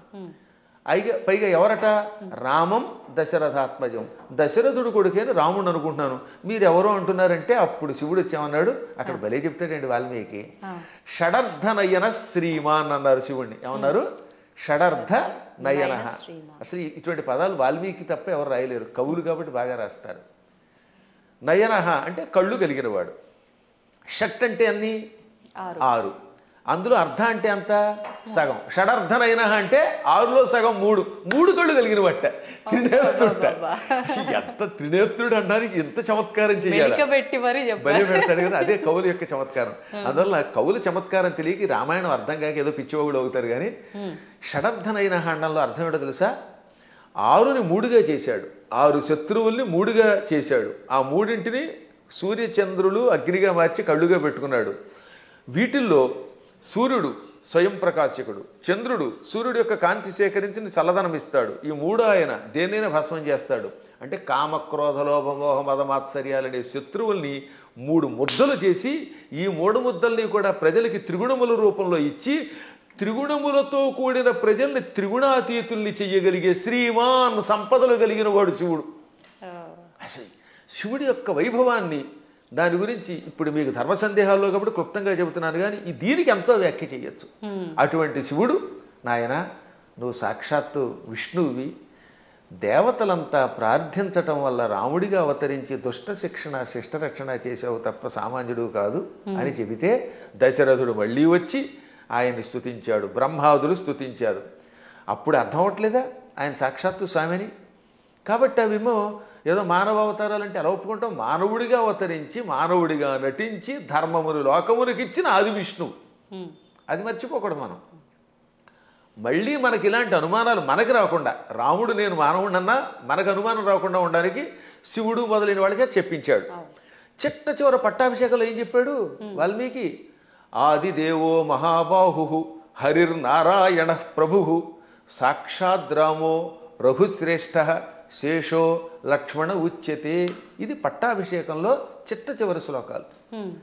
ఆదిదేవుడు, మహావీరుడు, సాక్షాత్తు విష్ణువు, ఆయనే రాముడిగా పుట్టుకొచ్చాడు. ఆయన విశేషణాలు: ఆదిదేవ, మహాబాహు, సాక్షాత్ నారాయణ ప్రభు, రామ రఘుశ్రేష్ఠ. ఎన్ని విశేషణాలు చూడండి. మళ్ళీ ఆ శ్లోకాలు 1-2 సార్లు వినాలి. ఆదిదేవో మహాబాహురు హరిరి నారాయణ ప్రభు సాక్షాత్ రామ రఘుశ్రేష్ఠ. ఆదిదేవుడు, మహాబాహుడు అంటే పరాక్రమవంతుడు, హరి నారాయణుడు, సమస్త లోకాలకి ప్రభువు, ఆయనే సాక్షాత్తు రాముడు. శేష లక్ష్మణ ఉచ్యతే, ఆదిశేషుడే లక్ష్మణుడు అని పిలువబడ్డాడు. కాబట్టి ఇంకెక్కడ స్పష్టమైపోయిందా? అయినా సరే రాముడు కాదు ఉట్టి మనిషి అంటాడు అనుకోండి, అది వాడి కర్మ. గడ్డి పరకలు తినేవాళ్ళు అలాంటి మాటలు మాట్లాడతారు, అజ్ఞానంతో మాట్లాడేవాళ్ళు అలా మాట్లాడతారు. కానీ మనకి తెలుసు, అందుకే రామనామాన్ని ఇప్పటికి కూడా మనం స్మరించి గుడి కట్టి పూజిస్తున్నాం. అందువల్ల ఆయన ఏం చేశాడు, ఎలా చేశాడో తెలుసుకోవాలి, రాముడిలాగా నడుచుకోవడానికి ప్రయత్నించాలి. ఇంకా కృష్ణుడు చెప్పడమే ప్రారంభంలోనే విశ్వరూపంతో పుట్టుకొచ్చాడు. అసలు పుట్టడమే విశ్వరూపం. ఆ తర్వాత వెళ్ళి చిన్నపిల్లవాడు ఎన్నో లీలలు, అణువణువునా లీలలే. ఎన్ని చూపించాడో లీలలు లెక్కలేదు. ఒకసారి ఏమో మామూలుగా నేను చిన్నపిల్లాడిని అంటాడు, నాకు పెద్దవాళ్ళు మీరు దండం పెట్టడం ఏమిటంటాడు అని వెంటనే గోవర్ధన పర్వతం ఎత్తుతాడు. ఇది అక్రూరుడు వచ్చాడులేండి. అక్రూరుడు రాగానే, అక్రూరా నేను 8 ఏళ్ల బాలుణ్ణి, నువ్వేమో 40 ఏళ్ల వాడివి, నువ్వు పెద్దవాడివి, నాకు నమస్కారం చేయటం ఏమిటి అనగానే కాసేపు ఆయన భ్రమలో పడ్డాడు. వెంటనే వెళ్ళి యమునా నదిలో తన విశ్వరూపం చూపించాడు. వెంటనే తాను మరిచిపోయి స్తోత్రం చేసి, నేను పెద్దాడిని ఏంటి, నువ్వు పిల్లవాడు ఏమిటి, సమస్త లోకాలకి నువ్వే తండ్రి బాబోయ్ అన్నాడు ఆయన. ఇన్ని లీలలు చూపించిన పరమాత్ముడు. ఇటువంటి వాళ్ళు మనుషులు అంటే ఆ అన్నవాళ్ళ యొక్క విచక్షణ వదిలేయాలి తప్ప ఇంక మనం ఏం అనలేమంతే. గురుగారు, అంటే ఇది అంటే మూర్ఖంగా ఉంటుందేమో ప్రశ్న, కానీ మీరు ఇప్పుడు చెప్పిన దాంట్లోంచి నాకు అనిపించింది, అంటే ఆయన భగవంతుడే మానవుడిగా ఉండి మానవుడిగా నటించి ఆయన చేయాల్సిన కార్యం చెయ్యాలి అని చెప్పి, అంటే ఒక రకంగా ఇక్కడ వాళ్ళ అసలుని దాచేసి ఇంకో రూపంలో వచ్చి కార్యాన్ని నిర్వర్తించాలి. అక్కడ మోసం చేసినట్టేనేమో, అంటే మన మానవుల భాషలో భగవంతుడే మోసం చేశాడు, మరి నేనెందుకు చేయకూడదు, నేను మోసం చేస్తే తప్పంటారు, ఇది అధర్మం అంటారు అనొచ్చు కదండి, దానికి ఏం చెప్తారు? ఇప్పుడు మీరు మోసం చేశారు అనుకుందాం, కాసేపు ఎవరిదో బ్యాంక్ అకౌంట్లో హ్యాక్ చేసి డబ్బులు లాగేశారు, అందుకే ఈ మధ్య నా అకౌంట్లో ఎవరికి ఇవ్వట్లేదండి. ఇప్పుడు ఇచ్చిన డబ్బుని మళ్ళీ మీరు రెట్టింపు ఇవ్వగలరా? కానీ శ్రీకృష్ణ పరమాత్ముడు కాసేపు మానవుళ్ళ నటించి కాసేపు మాయ చేశాడు, ఆ తర్వాత వాళ్ళని తీసుకెళ్ళి రక్షించాడు లేదా? వాళ్ళ గురువు గారిని కాసేపు నేను సామాన్య బాలుణ్ణి అన్నట్టుగా నటింపజేసి కాసేపు మాయబుచ్చాడు, వాళ్ళ అబ్బాయిని బతికించాడు లేదా? అలాగే గోపాలకులంతా ఉన్నారు అక్కడ, వాళ్ళందరి దగ్గర కాసేపు చిన్నపిల్లాళ్ళలాగా మాయబుచ్చాడు. కానీ కష్టం రాగానే ఇంద్రయాగం ఆపేసిన వెంటనే ఇంద్రుడు వర్షం కురిపించాడు హోరాత్రులు, అవునా? ఆ సమయంలో గోవర్ధన పర్వతాన్ని కుడి చేత్తో పైకెత్తి వాళ్ళని రక్షించాడు లేదా? చిటికిన వేలుతో ఎత్తలేదు, చిటికిన వేలు, ఇంకేదో బొటన వేలు, వాడి మొహం, ఇలాంటివన్నీ ఎవడికి తోచింది వాడు చెప్తాడు. కరేణైకేన అన్నారు, అంటే ఒక చేత్తో, అది కూడా దక్షిణ హస్తేన, 2 సార్లు వ్యాసుడు రాశాడు. తెలుగులో కూడా గోవర్ధన గిరి ఎత్తెన్ చక్క నొక్క కేలన్ లేలన్ అని పోతన గారు అనువాదం చేశాడు. మళ్ళీ అది ఏ చెయ్యో మనకి తెలియదు కదా, అందుకని తర్వాత పద్యంలో వలకేలదాల్చి అంటే కుడి చేత్తో ఎత్తి విపుల ఛత్రంబుగా బట్టి అన్నాడు, చేత్తో ఎత్తాడు ఆయన. పర్వతాన్ని 7 రోజులు ఎవరెత్తగలరు? అప్పుడు వాళ్ళకి అర్థమైందా లేదా? కాబట్టి పరమాత్ముడు ఎప్పుడు నేను పరమాత్ముడిని భూలోకంలో ఉన్నప్పుడు చూపిస్తే తన లీలలు, అప్పుడు అవతల వాళ్ళు ఈయంతో సన్నిహితంగా మెలగలేరు. ఇప్పుడు మీ పై ఆఫీసర్ ఎప్పుడు స్ట్రిక్ట్గా నేను ఆఫీసర్ అని కూర్చుంటే మీరు ఏం ఉద్యోగం చేస్తారు? ఈ దిక్కుమాలాడు శాడిస్ట్ దొరికాడు అంటారా లేదా? అంటారండి. ఏడిపించేస్తే మీకు స్వేచ్ఛ ఇవ్వాలి. అందువల్ల ఆఫీసర్, బహుశా మీదైనా ఆఫీస్ అనుకుంటున్నాను, నాకు తెలియదు అది. ఒకవేళ ఇతరుల దగ్గర ఉద్యోగం చేస్తే ఆ ఉద్యోగం చేసినంతసేపు అవతల వాడు ప్రేమగా చూడాలి. ఇప్పుడు నా దగ్గర చాలామంది పనిచేస్తున్నారు, అర్చకులు పనిచేస్తున్నారు. నాతో పాటు మీరు చూశారు కదా, నాతో పాటు ఓ సహాయకుడు వస్తాడు రాజు, మా అర్చకులు సాయి మనోజ్ కానీ లేకపోతే పవన్ శర్మ కానీ, వీళ్ళు నన్ను ప్రేమగా తండ్రిలా భావించి కూడా ఉంటున్నారు కాబట్టి ఇంత హాయిగా ఉంటున్నారు. వాళ్ళు ఎందుకు ఖర్చు పెట్టారు, ఎలా చేశారు నేను అడగను, అప్పుడు వాళ్ళు ఇంకా నిజాయితీగా ఉంటారు. అవునండి. ఇంట్లో వంటకి మాకు చిన్నప్పుడు ఒక ఆయన ఉండేవాడు, ఒక హౌస్లో ఉండేవాళ్ళండి. ఆయన కోటీశ్వరుడు, బంగారపు అధిపతి. వంట ఆవిడకి వేరుశనగ గుళ్ళు ఇచ్చి ఎన్ని గుళ్ళు ఖర్చు పెట్టేవని వాడు ఆయన, ఎన్ని గ్రాములు కాదు, 100 గింజలు ఇచ్చి ఈ పూటకి 10 గింజలు, రేపు మళ్ళీ పోపులో 10 గింజలు, 10 మినప గింజలు, 10 శనగ గింజలు ఉన్నారా ఇలాంటి ఉన్నారు. అయ్యో మీ అదృష్టం వల్ల మీకు మంచి వాళ్ళు దొరుకుతున్నారమ్మా, నా బొట్టి వాళ్ళు మహానుభావులు దొరుకుతారు కాబట్టి మీకు తెలియట్లేదు. కానీ బయట ఇలాంటి పిసినగొట్లే ఎక్కువ మంది ఉన్నారు. కాబట్టి ఎందుకు చెప్తానంటే ఈ లెక్కలన్నీ అడిగితే ఆ వంట ఆవిడ ఇంట్లో పని చేయగలదా? అస్సలు చేయలేదు. ఆఫీసర్ల దగ్గర మనం ఉద్యోగం చేయగలమా? అందువల్ల ఏమవుతానమాట వాళ్ళు బిగుసుకుపోయి స్ట్రిక్ట్గా ఉండి అనుక్షణం ఏడిపిస్తే మనం చేయలేము. అందుకని పరమాత్మ స్నేహితుడిగా, కొడుకుగా, కొన్ని చోట్ల తండ్రిగా, కొన్ని చోట్ల మిత్రుడిగా, కొంతమందికి భర్తగా, మరి కొంతమందికి ఇంకో రకంగా, ఇన్ని రకాలుగా నటించి వాళ్ళల్లో ఒకడై సామాన్యుడిలో ఉన్నాడు. అది ప్రేమగా వాళ్ళతో నటించడం తప్ప మోసం చేయటం కాదు. అలా వాళ్ళతో ప్రేమగా ఉండి వాళ్ళ చేత సేవ చేయించుకుంటూ లేక తాను సేవ చేస్తూ కష్టాలు వచ్చినప్పుడు కష్టాలు తొలగించి కొందరికి మోక్షం ఇచ్చి కొందరికి సంపదించి కాపాడాడు. ఇప్పుడు కుచేలుడు ఉన్నాడు, కుచేలుడికి అడగకుండానే ఇక్కడ నుంచే ఇళ్ళు పంపాడు. స్థలం కొనలేదు, రిజిస్ట్రేషన్ లేదు, మున్సిపాలిటీ వాళ్ళకి ప్లాన్ అప్రూవల్కి పంపడం లేదు. కుచేలుడి దగ్గర ఇప్పుడు అడుగులు తినగానే అక్కడ ఆయన ఇంట్లో, కుచేలుడి యొక్క నగరాన్ని ఇప్పుడు పోరుబందర్ అంటారు, గాంధీ గారి కుటుంబానికి దగ్గరలోనే ఉంటుంది అది, ఆ ఆలయం ఎప్పటికి కూడా. అది కుచేలుడి ఇల్లు, 7 అంతస్తుల బిల్డింగ్ ఇచ్చేసాడు. అలా ఇవ్వగలిగితే అప్పుడు మనం చెయ్యాలి. అందువల్ల మనం మోసం చెయ్యడం ఎలాగా అనేది కథల్లో నేర్చుకుంటున్నాం, కానీ ప్రేమ చూపించడం, మహిమలు చూపించడం నేర్చుకోవట్లేదు. కాబట్టి శ్రీకృష్ణ పరమాత్ముడు చేసినట్టుగా మనం ఎక్కడ చేయగలుగుతాం? 16,000 మంది రాజకన్యకల్ని నరకాసురుడు జైల్లో పెట్టి హింసించి మానభంగం చేసి ఏడిపించాడు. పాపం దిక్కు లేకుండా అయిపోయారు. ఆ నరకాసురుడిని చంపాడు. చంపగానే ఆ చెరసాల్లో ఉన్న వాళ్ళంతా బయటకు వచ్చారు. ఇంటికి వెడితే మమ్మల్ని ఆదరించేవాళ్ళు లేరు. కొంతమందిని భర్తల్ని చంపి పట్టుకొచ్చాడు, తల్లిదండ్రులు చంపి కొంతమందిని పట్టుకొచ్చాడు. ఇలా రకరకాలుగా తీసుకొచ్చాడు, అత్యాచారం చేశాడు. ఇప్పుడు ఇంటికి వెళ్తే ఎవరు ఆదరిస్తారు? భర్తలా రానివ్వరు, తల్లిదండ్రులు ఉన్నారో లేదో తెలియదు, మాకు గౌరవం ఉండదు సంఘంలో. అందుకని మమ్మల్ని రక్షించమని మనస్సులో కోరుకుంటే ఈ 16,000 మందిని ఒకేసారి 16,000 మంటపాలు కట్టించి, 16,000 పెళ్లి మంటపాలు, వేదికలు కట్టించి 16,000 మంది మెడలో ఒకేసారి 16,000 రూపములతో మంగళసూత్రం కట్టి పెళ్లి చేసుకున్నాడు. ఇలా చేయమని చూద్దాం ఎవడన్నా? నువ్వు కృష్ణుడిలాగా 16,000 మందిని పెళ్లి చేసుకుంటానంటే 16,000 మందికి ఒకేసారి తాళి కట్టగలవా? ఇన్ని మండపాలు ఒకేసారి ఏర్పాటు చేయగలవా? అందరి ఇళ్లలో ఉండగలవా? వాళ్ళందరినీ ఇలా గౌరవంతో కాపాడగలవా? చేయలేవు నీ మొహం. అందువల్ల కృష్ణుడితో పోల్చుకోవాలంటే నీ లెవెల్ అలా ఉండాలి. ఇంకొక విషయం చెప్పాలి ఇక్కడ. ఒక రోజున నారదుడు అంతటి వాడికి అనుమానం వచ్చింది. ఇందులో భాగవతంలోనే, మళ్ళీ ఇంకో పురాణం కాదు, భాగవతంలోనే ఒక రోజున నారదునికి కృష్ణుడి మీద అనుమానం వచ్చింది. ఏది ఇంత నిత్యం నారాయణ అని ఆయనకు కూడా మాయ. ఇదే మాయ అంటే. ఇప్పుడు మీరు నా ఎదురుగుండా కూర్చున్నా మీరు అప్పుడప్పుడు నన్ను కూడా సామాన్యుడని ఎలా మాయలో పడిపోతూ ఉంటారో అలాగా కృష్ణ పరమాత్ముడి నామస్మరణం చేసే నారదుడు కూడా కృష్ణుడిని సామాన్యుడు కదా, ఇంతమంది భార్యలతో ఎలా వేగుతున్నాడు, 16,108 మందితో ఎలా వేగుతున్నాడు పరిశీలించాలనిపించింది. ఇది మాయ అంటారు దీన్ని. అందుకని వెంటనే ముందు ఏం చేశాడు, రుక్మిణీ మాత ఇంటికి వెళ్ళాడు. రుక్మిణీదేవి ఇంట్లో ఇద్దరు రుక్మిణీదేవి గదిలో ఒక మంచం మీద కూర్చొని సరదాగా పాచికలు ఆడుకుంటున్నారు, జోదం ఆడుకుంటున్నారు. రావోయ్ నారద అన్నాడు ఆయన. ఓ నమస్కారం చేసి, ఇప్పుడు రుక్మిణి దగ్గర ఉన్నాడు కదా, ఇక్కడ నుంచి రెండో భార్య జాంబవతి దగ్గరికి వెడదాం. రెండో ఆవిడ జాంబవతి, 3 సత్యభామ. ఎందుకని శమంతకమణిని తీసుకురావడానికి వెళ్ళింది ముందు జాంబవతి దగ్గరికి. జాంబవతిని పెళ్లి చేసుకుని వచ్చాక ఆ తర్వాత సత్రాజిత్తుకి మణిస్తే 3వ భార్య సత్యభామ అయ్యింది. ఇప్పుడు ఏం చేశాడు, రెండో భార్య దగ్గరికి వెళ్ళాడు.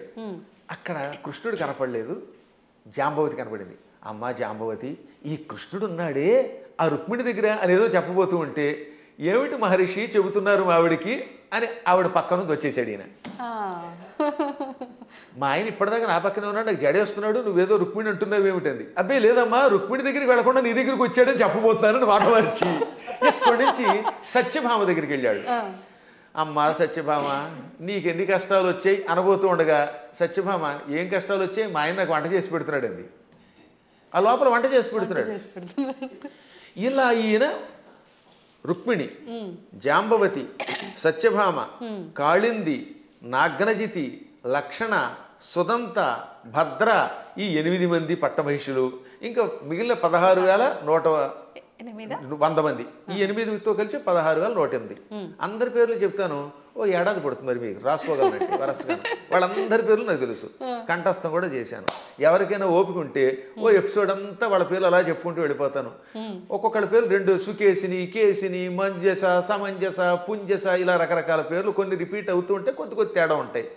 ఎంతమంది ఇళ్లలోనూ ఈ నారదుడు వెళ్ళడం, ఒక ఇంట్లో పాలు పితుకుతూ, ఓ చోట పాయసం చేస్తూ, ఓ చోట కాళ్ళు ఒత్తుతూ, ఓ చోట ఏమో ఇంకోటి చేస్తూ, ఓ చోట ఏమో ఇల్లు తుడుస్తూ, ఓ చోట సరదాగా ఆవిడతో పాచికలు ఆడుతూ, ఓ చోట ఏమో ఇంకో బంతి ఆడుతూ, అన్ని చోట్ల కనబడ్డాడు. పిచ్చెక్కిపోయింది నారదునికి. అంతే కదా మరి. ఇది భాగవతంలో నారదుడు కృష్ణుని పరీక్షించుట అనే ఘట్టంతో రాశారు భాగవతంలో. అప్పుడు ఆయనకి జ్ఞానోదయమై, నేను నిరంతర హరినామస్మరణం చేసిన వాడిని, నారాయణుడు సర్వాంతర్యామని తెలుసు. అసలు విష్ణు అనే శబ్దం మనకు అర్థం ఏమిటి, వ్యాపకశీలత్వాత్ విష్ణు, అంతటా వ్యాపించి నిండి ఉన్నవాడు గనక విష్ణు అని పేరు. ఆయన భక్తుణ్ణి, ఆయన ఎక్కడున్నాడు అక్కడున్నాడా లేదా అని పరిశీలించడం ఏమిటి అని అజ్ఞానంలో పడ్డానని గ్రహించి వెంటనే కాళ్ళ మీద పడి స్తోత్రం చేస్తాడు. అంటే నారదునికే మాయ కలిగితే ఇక మనకి రావడంలో ఆశ్చర్యం ఉంది. కాబట్టి అన్ని చోట్ల ఉంటాడు ఆయన. ఆయన స్థాయిని మనతో పోల్చుకుని ఆయన ఎలా ప్రవర్తిద్దామంటే, పులిని చూసి నక్క వాతలు ఎట్టుకుంటే వాతలు మిగులుతాయి, ఉన్న చర్మం పోతుంది, కానీ పులి మచ్చలు రావు. గురుగారు, ఇప్పుడు మీరు చెప్పిన దాన్ని బట్టి కృష్ణుడు ఆయన భార్యలతో ఉన్నది ఒక ఉదాహరణగా మాకు అర్థమవడం కోసం చెప్పినా అది వినటానికి అయితే చాలా బాగుంది. ప్రస్తుత రోజుల్లో నిజంగా భార్యాభర్తల బంధం అలా లేదని చెప్పాలి. అంటే అందరూ అని కాదు, కొంతమంది ఒక మిత్రుల్లా ఉండాలి అంటే సమయానికి తగ్గట్టుగా ఇద్దరు భార్యాభర్తలు అన్యోన్యంగా అలా ఉండాలి, కానీ అలా ఉండట్లేదు. ఎందుకని అంటారు? ఇప్పుడున్న కారణం ఏంటి చెప్పమంటారమ్మా, అసలు సగం సినిమాలే పాడి చేస్తున్నాయి కొంత, ఇప్పుడు సినిమాలు మరికొంత. మనుష్యులలో ఆర్థిక స్వాతంత్రం వచ్చేసింది. పిల్లల్ని చిన్నప్పటి నుంచి గారంగా పెంచడం తల్లిదండ్రులు చేస్తారు, సందేహం లేకుండా పెంచాలి. కానీ అదే సమయంలో భార్యాభర్తల బంధం ఒకరితో ఒకరు ఎంత జాగ్రత్తగా ఉండాలి, క్షణికోద్రేకాలతో కోపాలు తెచ్చుకొని తిట్టుకోకూడదనేది చిన్నప్పటి నుంచి చెప్పట్లేదు కదా. ఇప్పుడు పూర్వం రుక్మిణీ కృష్ణుల కథ, సీతారాముల కథలు చిన్నప్పటి నుంచి నూరిపోసి ఏదన్నా చిన్న చితక గొడవలు వస్తాయి. భార్యాభర్తలకు తగాదాలు లేకుండా ఎలా ఉంటాయి. సతీదేవి కూడా శివుడి మాట వినకుండా వెళ్ళిపోయిందా లేదా? ఒక్కసారి సతీదేవి శివుడు వద్దంటున్నా వినిపించుకోకుండా పుట్టింటికి చూడడానికి యజ్ఞానికి వెళ్ళింది, శరీరం విడిచిపెట్టింది. భర్తకు దూరం అయితే చివరికి మిగిలేదు అదే. డబ్బు సంపాదించవచ్చు, నువ్వు ఇంకేదైనా పలుకుబడితో ఉండొచ్చు, కానీ భార్యాభర్తలు ఇద్దరు ఐకమత్యంతో ఉండడం వల్ల వచ్చే ఆనందం వేరని కథలు చెప్పేవారు పూర్వం. మా చిన్నప్పుడు ఇలాంటి కథలే చెప్పేవారు. అందువల్లే పూర్వం ఒకసారి పెళ్లి చేసుకుంటే యావత్ జీవితం వాళ్లే దంపతులు. ఇప్పుడు 16 రోజుల పండుగ గడిస్తే గొప్ప. తొలినాడు ఏదో హడావిడి, మలినాడు మడావిడి అన్నట్టుగా అయిపోతుంది. 16 రోజుల తర్వాత మళ్ళీ ఇద్దరు విడిపోతున్నారట. కొట్టుకోవడాలు, తిట్టుకోవడాలు, ఇవన్నీ కొంత తల్లిదండ్రుల యొక్క పెంపకం లోపం, కాల ప్రభావం, మీడియా ప్రభావం అన్నీ ఉన్నాయి, ఒకదాని మీద ఒకటి పడుతున్నాయి. కానీ దైవానుగ్రహం వల్ల మళ్ళీ పూర్వపు లక్షణం వస్తుందని నాకు నమ్మకం. అందువల్ల నా ఉద్దేశంలో చిన్నప్పటి నుంచి పిల్లలకి చక్కని కథలు చెప్పాలి. వస్తాయి తగాదాలు అయినా, కానీ అయినా కలిసి ఉండండి. ఎప్పుడైనా భార్య కోపం వచ్చినప్పుడు భర్త తగ్గాలట, భర్త కోపం వచ్చినప్పుడు భార్య తగ్గాలి. ఈవిడేమో తోసుంటా అంది, ఈవిడ తోసుంటా అన్నాడు, ఇంకేముంది రెచ్చిపోతే కొట్టుకుపోతారు. ఇంకా విడాక్ విడాక్ విడాక్ అయిపోయింది. దీనివల్ల ఏమిటి సాధిస్తున్నారు చివరికి? ఒక్క ఇంట్లో సుఖంగా ఉంటున్నారా? ఇవాళ కలియుగంలో గుండెకాయ లబ్ డబ్ అని కొట్టుకోవడం మానేసింది. పూర్వం గుండెకాయ లబ్ డబ్ అని కొట్టుకునేది, ఇప్పటికీ చేయేస్తే లబ్ డబ్ అని ఉంటుంది. కానీ లబ్బు పోయి డబ్బు డబ్బు డబ్బు అని కొట్టుకుంటుంది. అదొక జబ్బు కింద పట్టుకుంది. దాంతో కుటుంబాలు విచ్ఛిన్నమైపోతున్నాయి. అయినా మా అదృష్టం ఏంటంటే మేము పిల్లలకి చిన్నప్పుడు వచ్చే సంస్కారం వల్ల మా పిల్లలు అలాగే చక్కగా కలిసి ఉంటున్నారు, మా అన్నదమ్ముల పిల్లలు కలిసి ఉంటున్నారు. అందువల్ల వీటిని మళ్ళీ ఆదర్శంగా తీసుకోవాలి. ఈ మధ్యన మా పురాణాలు విన్నాక చాలామంది మార్పు చెందుతున్నారు. క్షణికోద్రేకంతో విడిపోతే ఉంది. తల్లిదండ్రుల ప్రేమ పిల్లలకు ఉండదు. ఈ పిల్లలు మళ్ళీ పిశాచాల్లా తయారైపోతారు. వీళ్ళు కొట్టుకుంటారు, హత్యలు చేస్తున్నారు, చస్తారు, బాంబులు వేసుకుంటారు. చివరికి ఏం సుఖం? ఒకసారి ఆలోచించండి. అందువల్ల ఐకమత్యంలో భార్యాభర్తలిద్దరూ ఒక అవగాహనకి రావడంలో ఎన్నో లాభాలు ఉన్నాయి. అసలు 3 ముళ్ళు అందుకే పెట్టారు. 3 ముళ్ళు ఏమిటి అనుకుంటారు? ధర్మేచ. ఒక ముడి ఎందుకు వేస్తున్నాడంటే ఈ రోజు నుంచి మన ఇద్దరం కలిసి ధర్మమును ఆచరిద్దాం. ధర్మం కోసం ఒక ముడేట. అంటే ఈ రోజు నుంచి భార్య భర్త ఇద్దరు కలిసి ధర్మమును ఆచరించెదరుగాక. అర్థేచ. ధనం విషయంలో కూడా మీకు మీరే మాకు మేమే అని కొట్టుకోకుండా నువ్వు సంపాదించు నేను సంపాదిస్తాం, ఇద్దరు డబ్బులు అక్కడ పెడదాం, ఇద్దరం కలిసి అవగాహనకు వచ్చి ఖర్చు పెట్టుకుందాం. ఈరోజు నువ్వు గొలుసు చేయించుకో, వచ్చే నెలలో నేను ఉంగరం చేయించుకుంటాను. ఆ తర్వాత ఇద్దరం కలిసి కొంత లోను పెట్టుకుని ఎలోనుగా బతకకుండా లోను పెట్టుకుని ఇల్లు కట్టుకుందాం, లోన్ తీర్చుకుందాం, ఇలా అనుకోవాలి. అలాగే ఏ విషయంలో అయినా ధనాన్ని విషయంలో భార్యాభర్తలు ఒకరికి తెలియకుండా ఒకళ్ళు ఖర్చు పెట్టకూడదు. అత్యావశ్యక స్థితిని ఉంటుంది అప్పుడు తప్ప. అందువల్ల అర్థము విషయములో 2వ ముడి ఇవ్వాలి. ఇక 3వది కామేచ. కోరికలు కూడా ఇద్దరు కలిసి తీర్చుకోవాలి. ఆవిడికి దెబ్బకఠ దొంగల ముఠా సినిమా ఇష్టం, ఈయన గారికి ఏమో నాలాగే జయసింహ ఇష్టం. నేను జయసింహే చూస్తాను, కాదు నేనేమో ఇవే చూస్తాను అనకుండా ఓ రోజు జయసింహ, ఓ రోజు దెబ్బకఠ దొంగల ముఠా చూడండి. అలా ఇద్దరు కలిసి ఒకళ్ళు జానపదం ఇష్టం, ఒకళ్ళకి ఏదో గూఢచారి సినిమాలు ఇష్టం, ఒక్కొక్కళ్ళకి అవి ఇవి కాకుండా ఊడు పిల్లలు కొట్టుకునే సినిమాలు ఇష్టం. అలా ఇష్టాలు ఇద్దరు దాన్ని ఏమంటారు పంచుకోవాలి. ఇంకా 2వది భార్యామణికి రోజు మైసూరు బజ్జీ ఇష్టం, ఈ భర్త గారి కర్మ వాడికి ఎప్పుడు ఫ్రైడ్ రైస్ ఇష్టం. అప్పుడు ఇద్దరు కొట్టుకోకుండా 2 చేసుకుని 2 చెరిసగా తినమనండి, ఏం చేస్తాం? అలా కోరికలు కూడా కలిసి తీర్చుకోవాలి. అందుకని ధర్మేచ అర్థేచ కామేచ నాతి చరామి అన్నాడు. నాతి చరితవ్యం అని పురోహితులు వారు మంత్రం చెబుతారు. అతి చరితవ్యం అంటే దాటి వెళ్ళుట, చెప్పకుండా చేయుట. నా అతి చరితవ్యం అంటే దాటి వెళ్ళను. ధర్మ అర్థకామములలో నీ మాటే వింటాను, నిన్ను దాటి వెళ్ళను అని మంత్రం పురోహితులు వారు చెప్పమనగానే, బ్రహ్మగారు చెప్పమనగానే ఈయన నాతిచరామి అంటాడు. నా అతిచరామి. అతిచరామి అంటే నిన్ను దాటి వెడతాను, నీకు చెప్పకుండా చేస్తాను. నా అతిచరామి కలిస్తే సవర్ణ దీర్ఘసంధి. నా అతి అది నైతత్పురుషం సమాసంలో, అది నాతి అవుతుంది. నాతి చరామి అంటే నిన్ను దాటి వెళ్ళను, నీకు చెప్పకుండా చేయనని ప్రతిజ్ఞ చేస్తున్నాడు మొగుడు. భర్త గారు భార్యామణికి 3 ముళ్ళు వేసి ఏమంటున్నాడు? ధర్మ అర్థకామములలో నిన్ను దాటి వెళ్ళను, నీకు చెప్పకుండా చేయనని ప్రతిజ్ఞ చేశాడు. ఆవిడ ఆనందపడిపోయి ఆహనా భర్త ఎంట అనుకుంటోంది. ఇంకా ఆ మాట మీద ఆయన నిలబడాలి, ఈవిడ నిలబడాలి. అప్పుడు ఎంత బాగుంటుందండి. పెద్దవాళ్ళు ఇంట్లో ఉండకుండా తరివేస్తే ఏమిటి లాభం? తల్లిదండ్రుల్ని పూజించడం, అత్తమామల్ని పూజించడం వల్ల పెద్దవాళ్ళు ఒక అండ. వాళ్ళు అలాగే ఉండాలి. మూర్ఖత్వంతో కోడల మీద పెత్తనం చేయకూడదు. ఈ రోజులో పెత్తనం ఎవడు ఒప్పుకుంటాడు?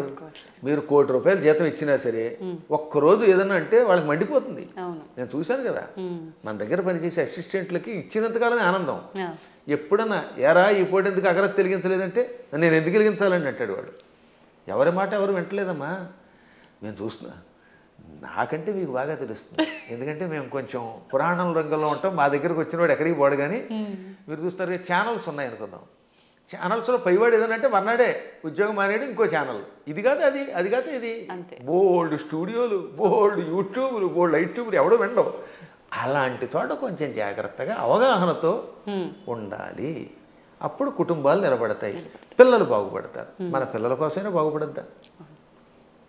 గురుగారు, ఇప్పుడు మీరు ఇందాకే అన్నారు, నేను మళ్ళీ ఆ ప్రశ్నే అడుగుతున్నాను.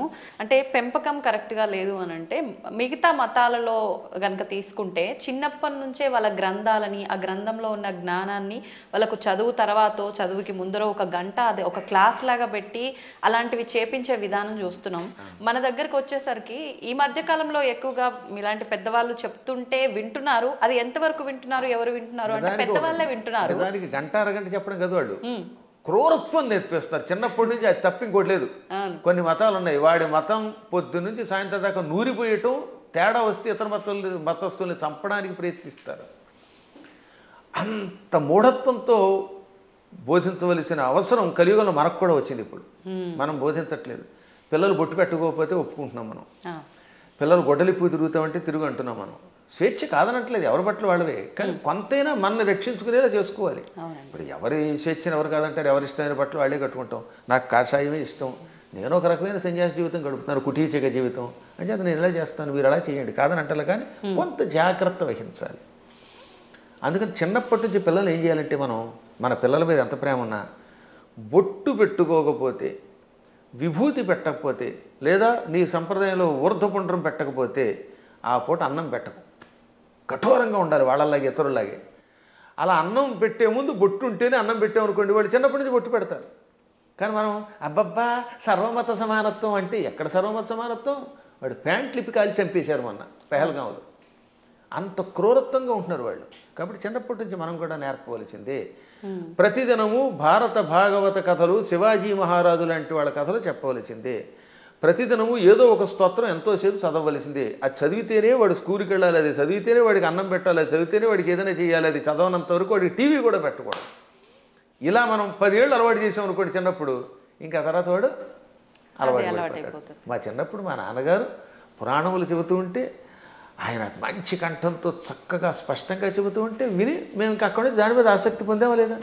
అవునండి. అందువల్ల తల్లిదండ్రులు పిల్లలకి అది నేర్పాలి. ఇప్పుడు ఈ మతమును, మన మతమును మన పిల్లలకి నేర్పడం అనేది ఉందే, అది ఇంకో దానికో కాదు, కనీసం బ్రతకడానికి అవసరం అయిపోయింది. నువ్వు బతకాలంటే నేర్చుకోవాల్సిందే, లేదా ఆ మతం మారు, లేదా చంపేస్తాడు. భవిష్యత్తులో ఒకటే, నీ మతమును అనుసరించి నువ్వు గట్టిగా నిలబడకపోతే వాళ్ళ మతంలోకైనా వెళ్ళాలి, లేదా వాళ్ళ చేతిలో చావాలి. రెండే మిగిలాయి. చావలేము, ఆ మతంలోకి మారలేము, మధ్యలో బతకడానికి లేదు. కాబట్టి హిందువులారా, ఎవరేమనుకున్నా సూటిగా స్పష్టంగా మీకు చెబుతున్నాను, హిందువుల ఐకమత్యంతో ఉండడం ఇప్పుడు వాళ్ళ బ్రతుకు కోసం అవసరం. మీరు మీ పిల్లలకి చిన్నప్పటి నుంచి మన ధర్మాన్ని నూరిపోయండి, మన గురువుల దగ్గరికి తీసుకెళ్ళండి, ఆలయాలకి తీసుకెళ్ళండి. శని ఆదివారాలు వచ్చాయంటే వెళ్ళి తెరవలసిందే గుడికి. మీ పిల్లలకి బొట్టు పెట్టుకోకపోతే, రామ అనకపోతే, కృష్ణ అనకపోతే, శివ అనకపోతే అన్నం పెట్టకండి. అలా నేర్పకపోతే భవిష్యత్తులో మీకు ఏ విధమైన దిక్కు ఉండదు, మిమ్మల్ని రక్షించేవాడు లేడు. బాగుపడతారా?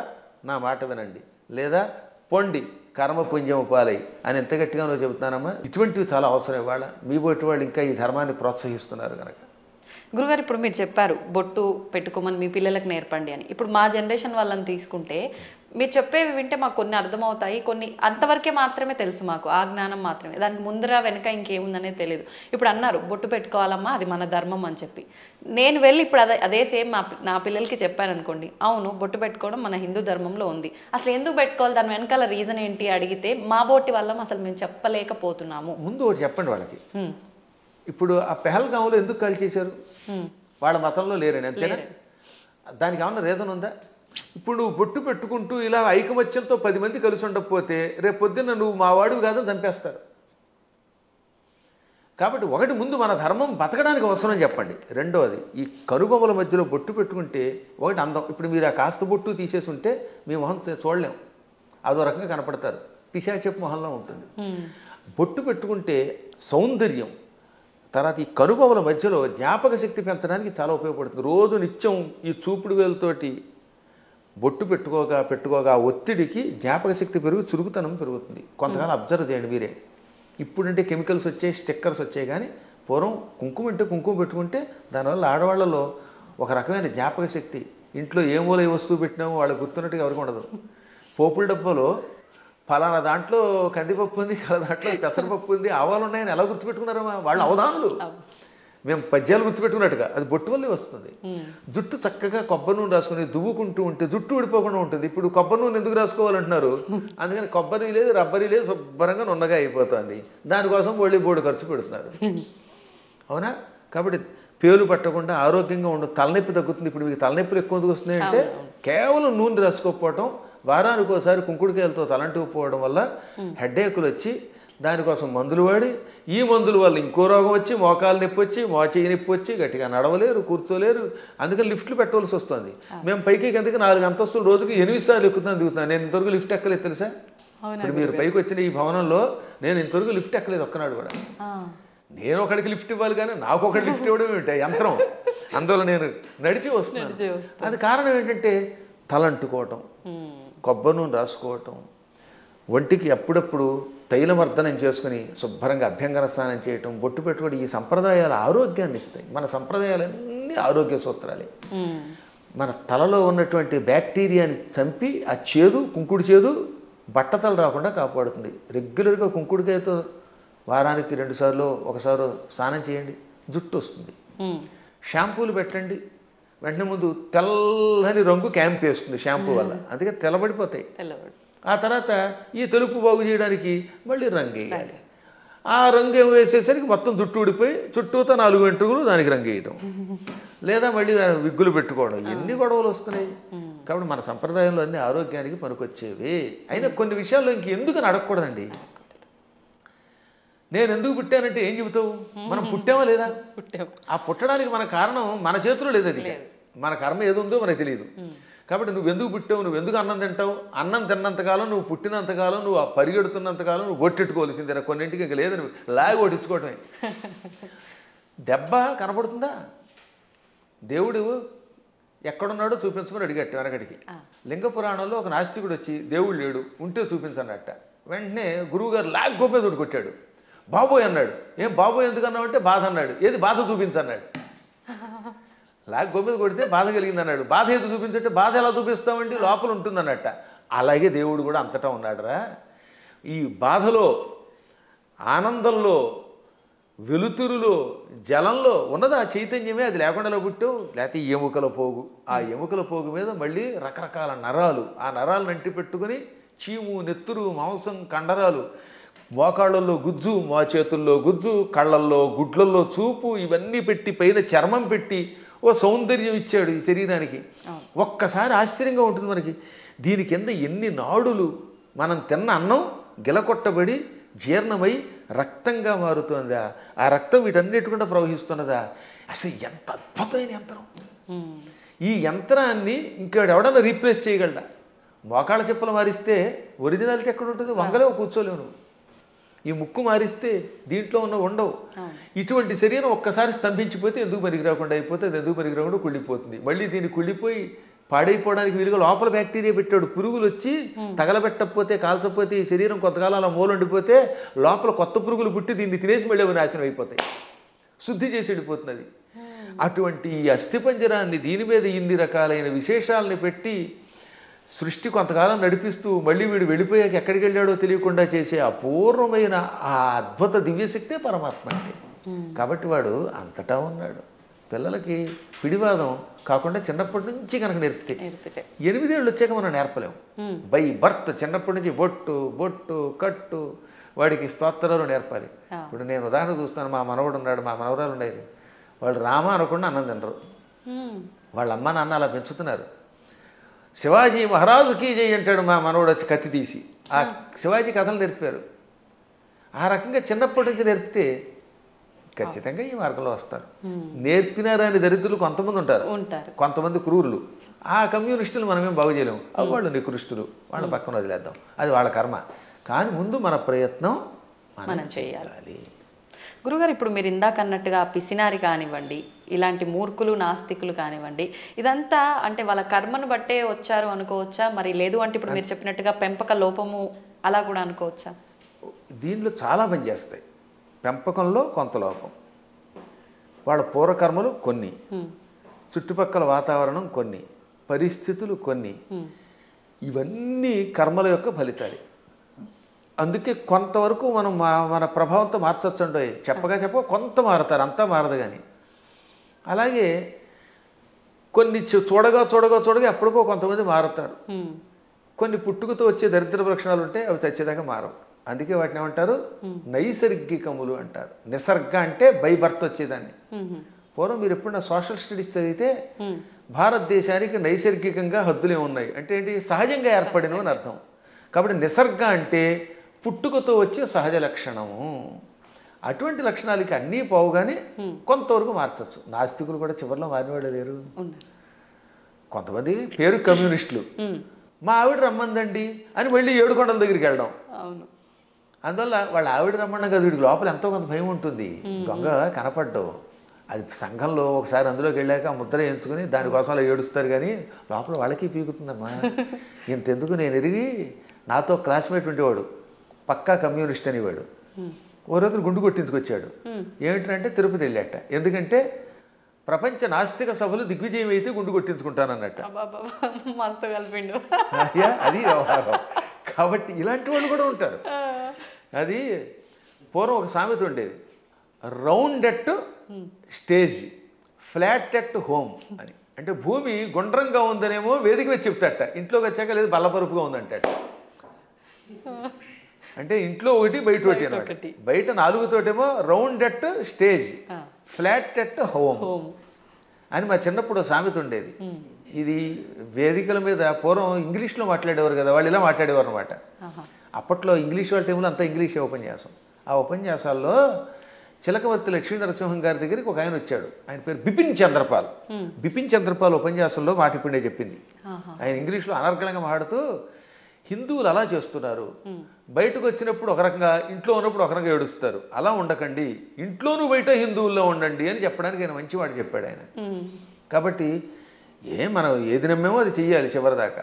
అజ్ఞానంతో కూడినవి చేయకుండా ఉండాలి. సరే, ఏది ఏమైనప్పటికీ ముందు పిల్లల్ని మన మార్గంలో మనం పెంచుతామమ్మా. విన్నారా బాగుపడతారు, వినకపోతే మనం ఏం చేయగలుగుతాం? గుర్రాన్ని తీసుకెళ్ళగలం, మంచినీళ్ళు తాగించలేం కదా. అందువల్ల అలా చేయడానికి ప్రయత్నిద్దాం. మళ్ళీ భగవంతుడు అనుగ్రహించినప్పుడు ఇంకోసారి కలుసుకుందాం. గురుగారు, ఒక చిన్న సందేహం. క్రిందటిసారి మనం చేసిన వీడియోలో విశుక్ర ప్రాణహరణ వారాహి వీర్యనందిత అని చెప్పి మీరు శ్లోకం చెప్పడం జరిగింది లలితా సహస్రనామాల్లోంచి. అది చాలామంది విషంగ ప్రాణహరణ అని చెప్పి కామెంట్లలో కూడా పెట్టడం జరిగింది. అసలు ఏంటండి వాస్తవం ఏంటి? ఇక్కడ 2 రకాలు. అది జ్ఞానంతో పెడితే పర్వాలేదు, ఎవడో చెప్పింది విని పెడితే అది వాడి కర్మ, మనం ఏం చేయలేం అనుకోండి. లలితా సహస్రనామానికి వ్యాఖ్యానం రాయాలంటే ముందు వాడికి స్వతసిద్ధమైన ఉపాసన ఒకటి ఉండాలి. ఏముండాలి? ఉపాసన. 2 సంస్కృత పాండిత్యం ఉండాలి. ఈ 2 లేని వాడు వ్యాఖ్యానం చేస్తే మనం పట్టించుకోక్కర్లేదు. ఆ తప్పు అన్నారనే, ఆ తప్పు అన్నవాడు వాడు తప్పుడు మనిషి. ఆ తప్పు కాదు, పాఠాంతరం అనాలి. దాన్ని ఏమనాలి? పాఠాంతరం. కొంతమంది ఇది తప్పండి అని. ఇంతకీ ఇది మీరు ఎప్పుడు నన్ను అడిగింది ఏంటంటే వారాహి దేవత గురించి అడిగారు. అందులో భాగంగా ఈ నామానికి కూడా అర్థం చెప్పాను. విశుక్ర ప్రాణహరణ వారాహి వీరినందిత అని లలితా సహస్రనామంలో ఒక నామం ఉన్నది. అవునా? అవునండి. 76వ నామం కదా అది. నామం సంఖ్య మనం పెద్దగా అంతగా పట్టించుకోకలేదు. 76. 76. అయితే గురువు గారికి జ్ఞాపశక్తి బాగానే ఉంది. దానికి ముందు మంత్రిణ్యంబా విరచిత విషంగ వధతోషిత. దీనిలో కొంతమంది పాఠాంతరంలో ఏమన్నారు, అందుకే అన్యత్రేణ అంటాడు అక్కడ. అన్యత్రేణ అంటే మరొక చోట వ్యాఖ్యానం రాసేవాళ్ళు విశుక్ర ప్రాణహరుడు బదులుగా విషంగ ప్రాణహరణ వారాహి వీరనందిత అని కూడా ఉన్నది, కానీ అది సరికాదు అని మహాత్ములు చెబుతారు. అది పాఠాంతరం. ఓకే. ఎవరో ఉపాసకులు అలా ఊహించుండొచ్చు. కానీ విసుక్రకి వీర్యానికి ఉన్న సంబంధం తెలుసుకోవాలి, సంప్రదాయం తెలియాలి. దానికంటే ముందు నేను లలితా సహస్రనామానికి భాష్యం రాశాను ఐశ్వర్యోగం అనే పేరుతో. నేను విసుక్ర ప్రాణహరణ వారాహి వీరనందిత అనే పాఠాంతరమే సేకరించాను. మాకు ముందు శ్రీ చంద్రశేఖర భారతీ స్వామి వారు ఉన్నారు. వారెవరో తెలుసుగా మీకు? శృంగేరి పీఠాధిపతులు. ఇప్పుడున్న శృంగేరి పీఠాధిపతులు భారతీ తీర్థస్వామి వారు, ఉత్తర పీఠాధిపతులు శ్రీ విధుశేఖర భారతీ స్వామి వారు. ఈ భారతీ తీర్థస్వామి వారికి ముందు అభినవ తీర్థ మహాస్వామి వారు ఉండేవారు. వారికి ముందు శ్రీ చంద్రశేఖర భారతీ స్వామి వారు. అర్థమైందా? ఆ స్వామి వారి దగ్గర మేము దీని ప్రస్తావన మా నాన్నగారు తీసుకొచ్చారు. నేను లేదు, నేను వెళ్ళింది భారతీ తీర్థస్వామి వారు చూశాను, అభినవ తీర్థస్వామి వారు కూడా చిన్నప్పుడు చూశాను, నాకు పెద్ద తెలియదు. భారతీ తీర్థస్వామి వారు మహానుభావులు, అజ్ఞానాంజాహ్నవీ తీర్థమే ఆయన.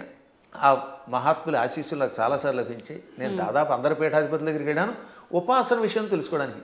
ఇప్పుడు కంచిపీఠం శ్రీ విజయేంద్ర సరస్వతి స్వామి వారు నేను కనబడితే గుర్తుపెట్టేస్తారు. మొన్న కూడా ఇక్కడ పురాణం చెబితే ప్రత్యేకంగా ఇచ్చారు. అసలు ఎంత గొప్ప అద్భుతమైన మనిషి అండి ఆయన. మనిషి అంటే అది ప్రేమగా అంటున్నాను తప్ప సద్గురువు విజయేంద్ర సరస్వతి స్వామి వారు కంచిపీఠాధిపతులు. ఇప్పుడు మేము 2012వ సంవత్సరంలో, ఎప్పుడు 2012 అంటే 13 ఏళ్ల క్రితం కంచిలో పురాణం చెప్పాను నేను. అప్పుడు నేను ఇది ఇందాక చెప్పానే దేవి అపరాధ క్షమాపణ స్తోత్రం, ఈ భవాని తత్పాణి గ్రహణ, ఆ శ్లోకానికి భాష్యం చెబుతున్నాను. ఎదురుగుండా కూర్చున్నారు శ్రీ విజయేంద్ర సరస్వతి స్వామి వారు. అప్పటికింకా జయేంద్ర సరస్వతుల వారు కూడా ఉన్నారు. ఇద్దరూ నాకు తెలుసున్నవారే. ఇద్దరికీ నేను నమస్కారం చేసుకున్న వాళ్ళని వాళ్ళ ఆశీస్సులు పొందాను. అప్పుడు ఈ విజయేంద్ర సరస్వతి స్వామి వారు ఇలా కుర్చీలో కూర్చున్నారు. బ్రహ్మానంద భరితులు ఇదిని అయ్యాక పీఠానికి పిలిచి ఘన సన్మానం చేశారు. మా అమ్మాయి పెళ్లికి చీరిచ్చారు నాకు విజయేంద్ర సరస్వతుల వారు.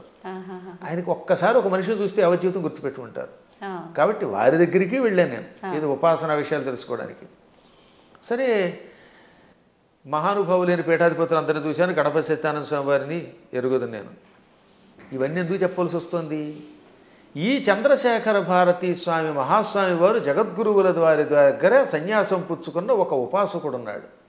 ఆయనని ఎరగలేదు అంటే వాడికి శ్రీచక్రోపాసన గురించి తెలియనివాడు. వాడు శ్రీచక్రము గురించి, లలితా సహస్రనామం గురించి వ్యాఖ్యానం తెలుసుకోవాలంటే తప్పనిసరిగా ఒక ఆయన్ని మనం తలుచుకోవాలి. ఆయనే శ్రీ తుమ్మలపల్లి రామలింగేశ్వరులు వారు. అటువంటి శ్రీచక్రోపాసకులు, అటువంటి సంస్కృత వ్యాకరణ పండితులు, అటువంటి మంత్రోపాసకులు చాలా అరుదు. చిన్నప్పుడే సన్యాసం పుచ్చుకున్న మహానుభావుడు ఆయన. మచిలీపట్నంలో ఉండేవారు ఒకప్పుడు ఆయన. ఆ తర్వాత శృంగేరి పీఠాధిపతుల దగ్గర సన్యాసం పుచ్చుకొని యావత్ ప్రపంచం పర్యటించిన మహానుభావుడు. ఎంత అద్భుతంగా రాశాడండి ఆయన. ఆ మహానుభావుడు కూడా బాలానందిని వ్యాఖ్య లాంటి వ్యాఖ్యలు రాశారు. ఆయన కూడా విషంగా అనే ఒక పాఠాంతరం ఉన్నది, కానీ మేము స్వీకరించట్లేదు. కారణం విసుక్ర ప్రాణహరణ వారాహి వీరనందితాయి నమః అనే స్వీకరించారు. ఇంకా భాస్కర్ రాయలు వారు కూడా విసుక్ర ప్రాణహరణ అని రాశారు. ఎందుకు రాయవలసి వచ్చింది? శుక్రము అంటే వీర్యము, రేతస్సు అని అర్థం. శుక్రాచార్యుడికి ఆ పేరు ఎందుకు వచ్చింది? ఒకప్పుడు శుక్రాచార్యుడు చచ్చిపోయిన రాక్షసుల్ని బతికించడం మొదలెట్టాడు. శివుడు చంపడం, ఆ చచ్చిపోయిన వాళ్ళు ఏం చేసేవాడు? ఈయన మృత సంజీవని విద్యతో బతికించేవాడు. దాంతో చచ్చిన వాళ్ళు బతుకుతూ ఉంటే శివుడికి కోపం వచ్చింది. ఓరి కావ్య, అసలు శుక్రాచార్యుడు అసలు పేరు కావ్యుడు, కావ్య. అందుకే అమ్మాయికి కావ్యశ్రీ అని పేరెట్టండి అంటే శుక్రాచార్యుడికి సంబంధించిందానా అని అర్థం అనమాట. సరే, అది పక్కన పెడితే, కావ్య నా దగ్గర మృత సంజీవన విద్య నేర్చుకొని ఆ విద్య నా మీద ప్రయోగిస్తావా? నీవు నేర్పిన విద్య నీరజాక్ష అని అమాంతంగా శుక్రాచార్యుని మింగేశాడు. కడుపులో వేసుకుని ఆ తర్వాత ఇంక ఈయన లేడు కనుక, బతికించేవాళ్ళు లేరు కనుక రాక్షసుని చంపేశాడు. 1000 ఏళ్ళు ఈ కడుపులో ఉన్నాడండి ఆయన. ఈ 1000 ఏళ్ళు ఓం నమ శివాయ అని మంత్రం చెప్పించుకుంటూ మృత సంజీవన విద్య ఉంది కదా, అందువల్ల చావకుండా కడుపులో ఉన్నాడు. లోపల కడుపులో గుడగొడలాడుతున్నాడు ఈయన. మన వాడు కొంతమంది కాఫీ తాగితే గుడగొడలాడినట్టుగా కడుపు. ఒక రోజు పార్వతి ఏంటంటే ఆ కడుపులో గడబడ గుడగడ అంటే ఆ కావ్యుడిని వింగాను అనగానే ఆవిడ జాలిపడి, వాడు మరబెడ్డ లాంటి వాడే కదండి, వాడిని ఎంతకాలం కడుపులో ఉంచుతారంటే కొంతకాలం శిక్ష వేశాను, సరే ఇహ నువ్వు రమ్మంటున్నావు కనుక వాడిని బయటికి రప్పిస్తానని, కావ్య నా చరమధాతువు నుంచి అంటే నా రేతస్సు నుంచి బయటికి రా అన్నాడు. నోట్తో మింగాను, మళ్ళీ నోటితో బయటికి కక్కితే ఏమవుతాడు, ఆయన వాంతి అవుతాడు. వాంతి రూపంలో ఉన్నవాడు గురువుగా పనికిరాడు. కక్కిన వాంతి అశుద్ధం కదా అది. అందుకని శివుడు కూడా నా నోటితో కక్కని నిన్ను, నా ధాతువు నుంచి బయటికి రా, అప్పుడు నా కొడుకుతో సమానం అవుతావు అన్నాడు. అప్పుడు ఆయన శివుడి యొక్క గుహ్య ప్రాంతంలో నుంచి రేతస్సు నుంచి బయటకు వచ్చాడు. శుక్రము తెల్లగా ఉంటుంది వీర్యము. ఈ లోపల శివుడి యొక్క వీర్యం నుండి బయటికి రావడం వల్ల అప్పటి నుంచి ఆయన కూడా తెల్లగా అందంగా శివుడిలా తయారయ్యాడు. అందుకని శుక్ర ఆచార్యుడు అన్నారు. అర్థమైందా? అలా శుక్రుడు అయ్యాడు ఆయన. ఇది శివపురాణంలో కాశీఖండంలో ఉంటుంది. నేను చెప్పాను కనుక చాలా మందికి తెలుసు, విన్నారు. ఇప్పుడు శుక్రం అంటే ఏమిటనమాట? వీర్యము. అందువల్ల ఆయనకు శుక్రుడు అని పేరు వచ్చింది. విశుక్రము అంటే విపరీతమైన విశేషమైన అని అర్థం. వి అనే అక్షరమునకు ఆ ఒక్క అక్షరానికి విశేషమైన వికల్పమైన శుక్రము కలిగిన వాడు. అంటే వాడికి విపరీత కామం, చాలా ఎక్కువ రేతస్సు ఉండేది. దాంతో వాడు ఇష్టం వచ్చినట్టు తిరిగేవాడు. ఇప్పుడు వాడు చావాలంటే ఏమవ్వాలి? ఆయుధాలకి చావాడు. వాడిలో ఉన్న రేతస్సంతా లాగేస్తే వాడు చచ్చిపోతాట. అది వాడికి వరం. అందుకని వారాహి దేవత ఏం చేసింది, మొత్తం వాడి శరీరంలో మనం చూడండి స్ట్రా వేసి డ్రింక్ తాగేసినట్టుగా తన కోరలతో, వారాహి దేవత తన కోరలతో వాడి శరీరాన్ని గుచ్చి వాడిలో ఉన్న వీర్యం అంతా తాగివేసింది. ఇక్కడ వీర్యం అంటే పరాక్రమము, రేతస్సు, రెండు అర్థాలు. వీర్య శబ్దానికి బలం అని కూడా అర్థం. అందుకే వీర్యము అంటే రాముడిలో వీర్యం ఉందంటే అక్కడ బలం ఉన్నదని అర్థం అనమాట. ఆ బలాన్ని, సత్వాన్ని తాగేసింది. అందువల్ల అక్కడ ఏమన్నాడు, విశుక్ర ప్రాణహరణ, విశుక్రుని యొక్క ప్రాణములను హరించిన, తాగేసిన వారాహి దేవత యొక్క వీర్యమునకు నందిత, సంతోషపడింది లలితాదేవి. ఇప్పుడు ఆ విశుక్ర శబ్దానికి ఈ వీర్యానికి ఇంటర్లింక్ ఇప్పుడు మీకు అర్థమైందా? ఆవిడ అక్కడ వీర్యమును తాగేయటం వల్ల ఆ వీర్యమునకు ఆవిడ సంతోషపడింది, ఆ బలానికి సంతోషపడింది. ఇక్కడ విషంగా రాస్తే ఈ రెండింటికి ఉన్న మంత్రార్థాలు, గూఢార్థాలు దెబ్బతింటాయి. ఎందుకంటే కొన్ని చెప్పడానికి స్టేజీ కాబట్టి చెప్పట్లేదు నేను. కాబట్టి విశుక్రుణ్ణి చంపాలంటే వారాహి దేవతే ఉండాలి. అతని ప్రాణం పోవాలంటే లోపల ఉన్న వీర్యమును లాగాలి. వీర్యమును స్వీకరించడం వల్ల ఆవిడ కూడా వీర్యస్వరూపిణి అయ్యింది. ఆవిడ వీర్యస్వరూపిణి అయ్యింది కాబట్టి ఆ వీరత్వానికి ఆవిడ అమ్మవారు సంతోషపడింది. అద్భుతమైనటువంటి భావనలు తెలియాలంటే అక్షరము పరబ్రహ్మముగా ఉపాసించాలి. అందుకే అక్షరమును పరబ్రహ్మం అంటారు. అక్షర పరబ్రహ్మ యోగం అన్నారు. అందుకే భగవద్గీతలో కూడా మా నాన్నగారు చిన్నప్పుడు శబ్ద బ్రహ్మోపాసన చెయ్యాలి అని నాకు చెప్పారు. అంటే శబ్దం ఉరికే పైపైన ఏదో నోటికి వచ్చినట్టు వాగడం కాదు. ఏ శబ్దం వాడినా ఆ శబ్దంలో ప్రతి అక్షరమునకు ఒక అర్థం ఉంటుంది. అర్థం తెలుసుకుని ఉపాసించాలి. ఉదాహరణకి సముద్రము, సాగరము రెండింటికి తేడా ఉంది. అల్లసాని పెద్దన ఈ మనుచరిత్రలో ప్రవరుడు అనేవాడు ఏడుస్తున్నట్ట. ఏడుస్తున్నప్పుడు చింతాసాగరమన మునిగి అన్నాడు ఆయన. చింతా సముద్రం అనలేదు, సాగరం అని ఎందుకు వాడాడు? సముద్రం అన్నా సాగరం అన్నా ఒకటే కదా. కానీ రెండింటికి ఎంత తేడా ఉందో తెలియాలి. సముద్రం సామాన్యమైనది, చిన్నది. ఒకప్పుడు సముద్రం చిన్నది. సగరుడని ఒక ఆయన ఉన్నాడు. ఆయనకు 60,000 మంది కొడుకులు. ఈ 60,000 మంది భూమిని తెగతవ్వారు, గొయ్యిని చేసేశారు. ఆ గొయ్యిలోకి సగరుడి యొక్క మునిమనుముడు భగీరథుడు గంగను తెచ్చాడు. ఆ గంగ అందులో పడింది. దాంతో చిన్నగా ఉన్న సముద్రం ఈ సగరు పుత్రుల వల్ల తవ్వబడి ఆ సగరుని యొక్క మునిమనువుడు తెచ్చిన గంగతో పెద్దదయ్యి విశాలమైపోయింది. ఇవాళ చూస్తున్నంత పెద్దదయ్యింది. చిన్నదిగా ఉన్నప్పుడు సముద్రం, విశాలమైపోతే ఏమవుతుందన్నమాట, డెవలప్ చేయబడితే సాగరం. అందుకని అక్కడ అప్రాప్రియేట్ వర్డ్ ఏంటనమాట, దుఃఖం అలా పుట్టి సముద్రం ఎలా అయితే సాగరం అయ్యిందో అలా వ్యాప్తి చెందింది కనుక చింతాసాగరం అన్నాడు ఆయన. ఊరికే తోచిన పదం వాడేయకూడదు అక్కడ. మేము కావ్యాల్లో వాడేటప్పుడు అంత జాగ్రత్తగా వాడతాం. ఇవన్నీ తెలియాలంటే వాడికి ముందు శబ్ద బ్రహ్మ మీద పట్టుండాలి, వ్యాకరణం తెలియాలి, ఏ శబ్దానికి వ్యుత్పత్తి ఏమిటో తెలియాలి, పురాణములలో విశేషాలు తెలియాలి, ఉపాసనలో రహస్యం తెలియాలి, మంత్రశాస్త్రం మీద పట్టుండాలి, శ్రీచక్రంలో నవావరణములో ఏ ఆవరణంలో వారాహి దేవత ఉంటుందో తెలియాలి, వారాహి దేవతకి ఎన్ని కోరలు ఉన్నాయో తెలియాలి. తెలుసా? మళ్ళీ వారాహి దేవతకి ఎడమ వైపున 5 కోరలు, కుడివైపున 4 కోరలు, కుడివైపునేమో 5 కోరలు, ఎడమవైపు 4 కోరలు ఉంటాయి. 9 కోరలు ఉంటాయి లోపల. అది కూడా తెలియదు కొంతమందికి. అన్ని మామూలుగా దంతాలేస్తారు. ఈ వైపు 5, అందులో ఒకటి ఇలా వంగి ఉండాలి, ఒకటి పైకి రంపంలో ఉండాలి, ఈ వైపు 4 ఉండాలి. ఈ కోరలతో ఉన్న వారాహి దేవతను ఉపాసిస్తేనే సక్రమంగా పనిచేస్తుంది. ఆ 9 కోరలే శ్రీచక్రంలో నవావరణ పూజ. అవే నవరంధ్రాలని మనకి శుద్ధి చేసి పెడతాయి. అక్కడ ఈ వారాహి దేవతకి ఒక్కొక్క దానికి ఒక్కొక్క బీజం ఉంది 9 కూరలకి అనమాట. అందుకే వారాహి వీర్య నందిత ఎయి అనంటే ఒకసారి ఎన్ని అక్షరాలు ఉన్నాయి? వారాహి వీర్య నందిత యై 9. అదనమాట. ఇప్పుడు అర్థమైందా? ఆ 9 కూరలు. వారాహి వీర్య 5, నందితాయి ఇక్కడ. ఇక కంఠస్థానంలో నమః అనే అక్షరం బీజం ఇక్కడ చేరుతుంది వారాహి దేవతకి. ఓంకారం మూర్ధంలో ఉంటుంది. అందుకని ఓం వారాహి వీర్యనందితాయే నమః. మళ్ళీ వీటితో పాటు ముక్కులు, చెవులు, రంధ్రాల్లో ఓం ఐం హ్రీం శ్రీం అనే బీజములు, విశుక్ర ప్రాణహరణ వారాహి వీర్యనందితాయి అంటే ఆకారం వేసేటప్పుడు ఏ బీజం ఎక్కడ వేయాలో వేసి, ఏ కూరలు ఎక్కడ వేయాలో, ఎక్కడ ఏ బీజం ఉందో తెలుసుకుని ఉపాసన చేయాలి. ఇంత ఉపాసన తెలియకుండా తొందరపడిపోయి పాఠాంతరం అనే శబ్దాన్ని తప్పుగా ఉచ్చరించారు అన్నారంటే అది ఎంత ప్రమాదం. అందుకే స్టేట్మెంట్ ఇవ్వడానికి ముందు నీ అర్హత తెలుసుకో. వాస్తవం. లేదా ఫలానా చోటండి పరమాచార్యులు వారు ఇక్కడ పాఠాంతరం ఉందని చెప్పారండి, లేకపోతే ఇంకొక ఆయన ఎవరో ఇలా పాఠాంతరం ఉందని చెప్పారండి, తుమ్మలపల్లి వారు కూడా పాఠాంతరం ఉందనే చెప్పారు, లేదా ఇంకో పెద్ద ఆయన చెప్పారండి అని చెప్పాలి. పాఠాంతరం అనాలి, అక్కడ తప్పనకూడదు. అలాగే ఇప్పుడు ఇక్కడ మనకి దక్షిణాదిలో మంత్రానికి ఒక స్వరం ఉంటుంది, ఒక్కొక్క దానికి ఒక్కొక్కటి ఉంటుంది అనమాట. రాజాధిరాజాయ ప్రసహ్య సాహినే నమో వయం వై శ్రవణాయ కుర్మహే సమే కామాన్ కామకామాయ మహ్యం కామేశ్వరో వై శ్రవణో దధాతు అని చెప్పాలి. ఈ మంత్రం మంది. ఇదే ఉత్తర భారత్లో రాజాధిరాజాయ ప్రసహ్య సాహినే నమో వయం వై శ్రవణాయ అని ఒక గొలుసు కట్టు స్వరం ఉంటుంది. కాబట్టి వాళ్ళు వేద పండితులే, వాళ్ళకి ఆ స్వరంతో నేర్పారు. ఇక్కడ మనకి దక్షిణ భారత్లో ఇది నేర్పారు. కాబట్టి ఇప్పుడు మనం ఇది విని అది తప్పు అంటామా, వాళ్ళు అది విని మనది తప్పు అనాలా? వాళ్ళ గురు పరంపరలో ఆ స్వరంతో ఉడుతుంది. స్వరాలు చాలా ఉన్నాయి. ఇలా స్వరాలు తప్పు అని చెప్పడం వల్లే ఒకప్పుడు పరాశరుడు అంతటి వాడు మళ్ళీ తపస్సు చేయవలసి వచ్చింది. ఆంజనేయుడి యొక్క కథలు ఉంటాయి పరాశర సంహితలో.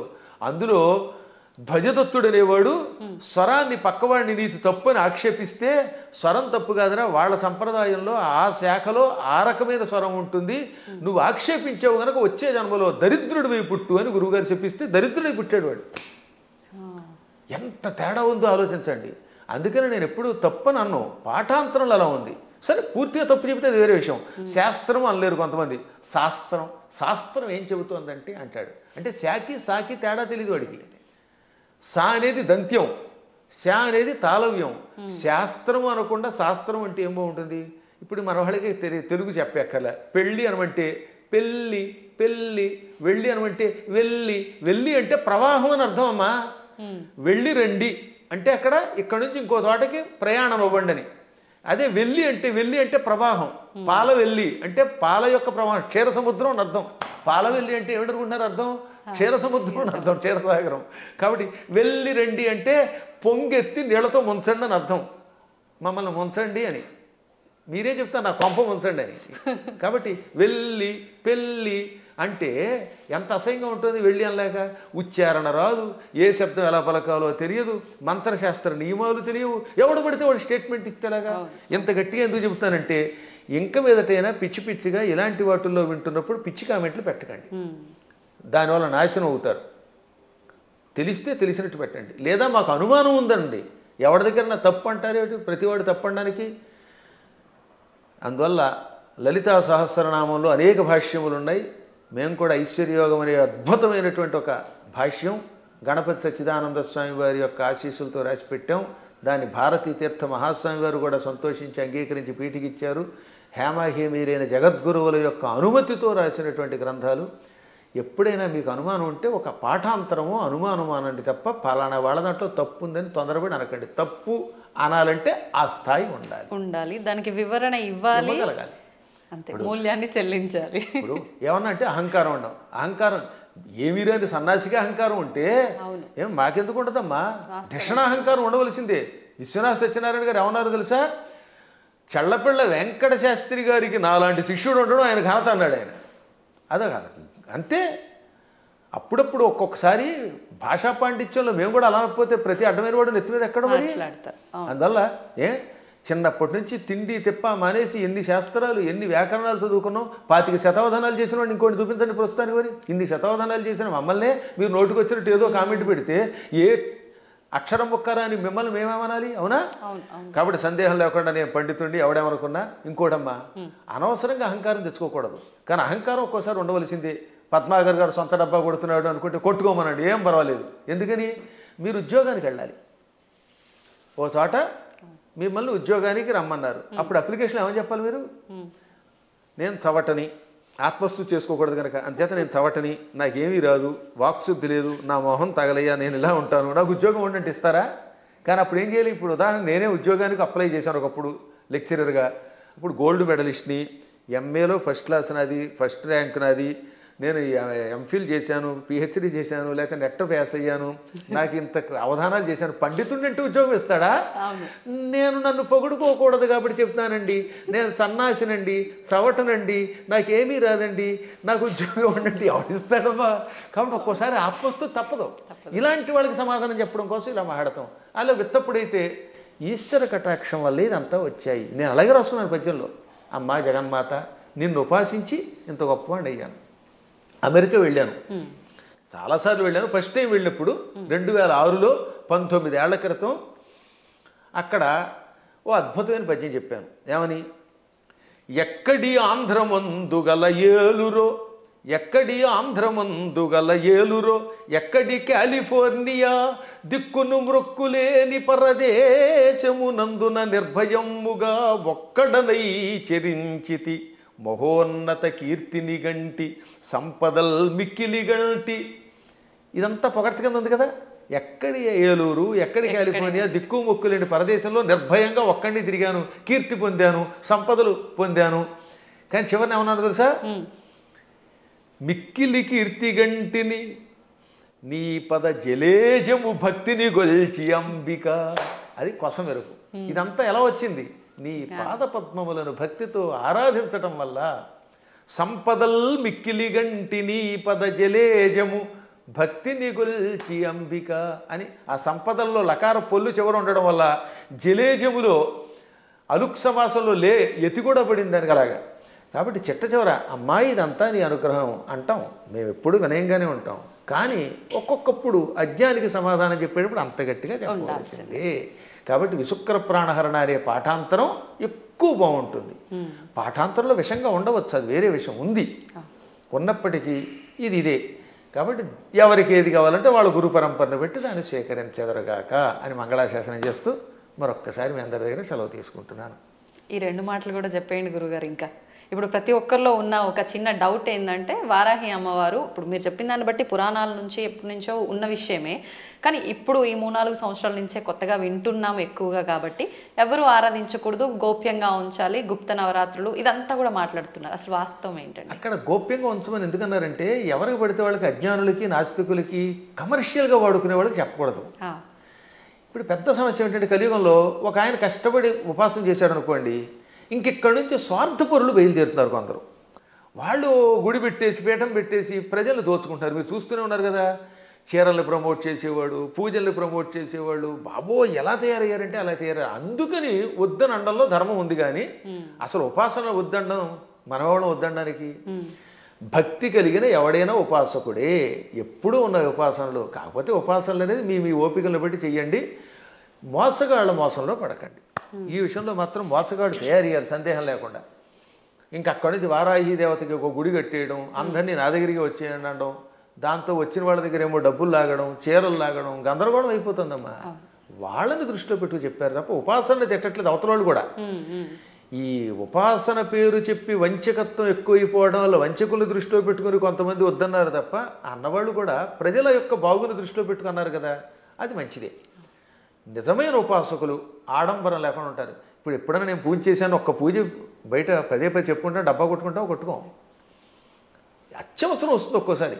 అలాంటప్పుడు చెప్పాలి తప్ప వీటితోటి అవతల వాళ్ళ దగ్గర డబ్బులు వసూలు చేయడం, వాళ్ళు మోసం చేయడం తప్పే. కానీ వారాహి ఉపాసన ఎప్పటిది కాదు, యోగ యోగాలుగా బ్రహ్మాండ పురాణంలో ఉంది. బ్రహ్మాండ పురాణం వ్యాసుడు రాశాడు, కొన్ని వేల సంవత్సరాల క్రితమే ఉంది. అవి కూడా కాదంటే అది వాళ్ళ కర్మ. సంతోషం అండి. మంచి అంటే ఒక నిర్ధారణ అనేది జరిగింది ప్రతి ఒక్కరికి కూడా. అంటే పెద్ద పెద్ద జ్ఞానులు యోగులే వారాహి అమ్మవారిని ఆరాధించరు, మీరెవరు ఆరాధించడానికి అని ఖచ్చితంగా చెప్పే వాళ్ళు ఉన్నారు ప్రస్తుతం మీడియా ముఖంగా. అసలు లేదు అందరూ ఆరాధించే వాళ్ళు. అంత మొత్తానికి జనాలకి ఏమైపోయిందంటే ఒక క్లారిటీ మిస్ అయిపోతుంది. సంతోషం గురుగారు, చాలా మంచి విషయాలు తెలియజేశారు. ఇంకా సమయం ఉంటే ఇంకా మాట్లాడాలని ఉంది కానీ ఇప్పటికే చాలా సమయం అయిపోయింది. మీ అనుమతి ఉంటే మరొకసారి మరొక వీడియోలో తప్పకుండా మంచి విషయాలు మాట్లాడుకుందాం. ధన్యవాదాలండి. తవ్వుతున్న శివలింగం సరే దాన్ని అట్లా కప్పేసేయండి, చూపించదండి. కృష్ణ ఇస్ దేర్, మూర్తి పూజ కాదు, సాక్షాత్ బ్రజేంద్ర నందన భగవాన్ ఉన్నారు మూర్తిలో. ఏమీ ఆశించకుండా ఆరాధించే వాళ్ళు కూడా ఉన్నారా ప్రభుజీ? నిజమైన భక్తి అంటే మనకు తెలియదు కాబట్టి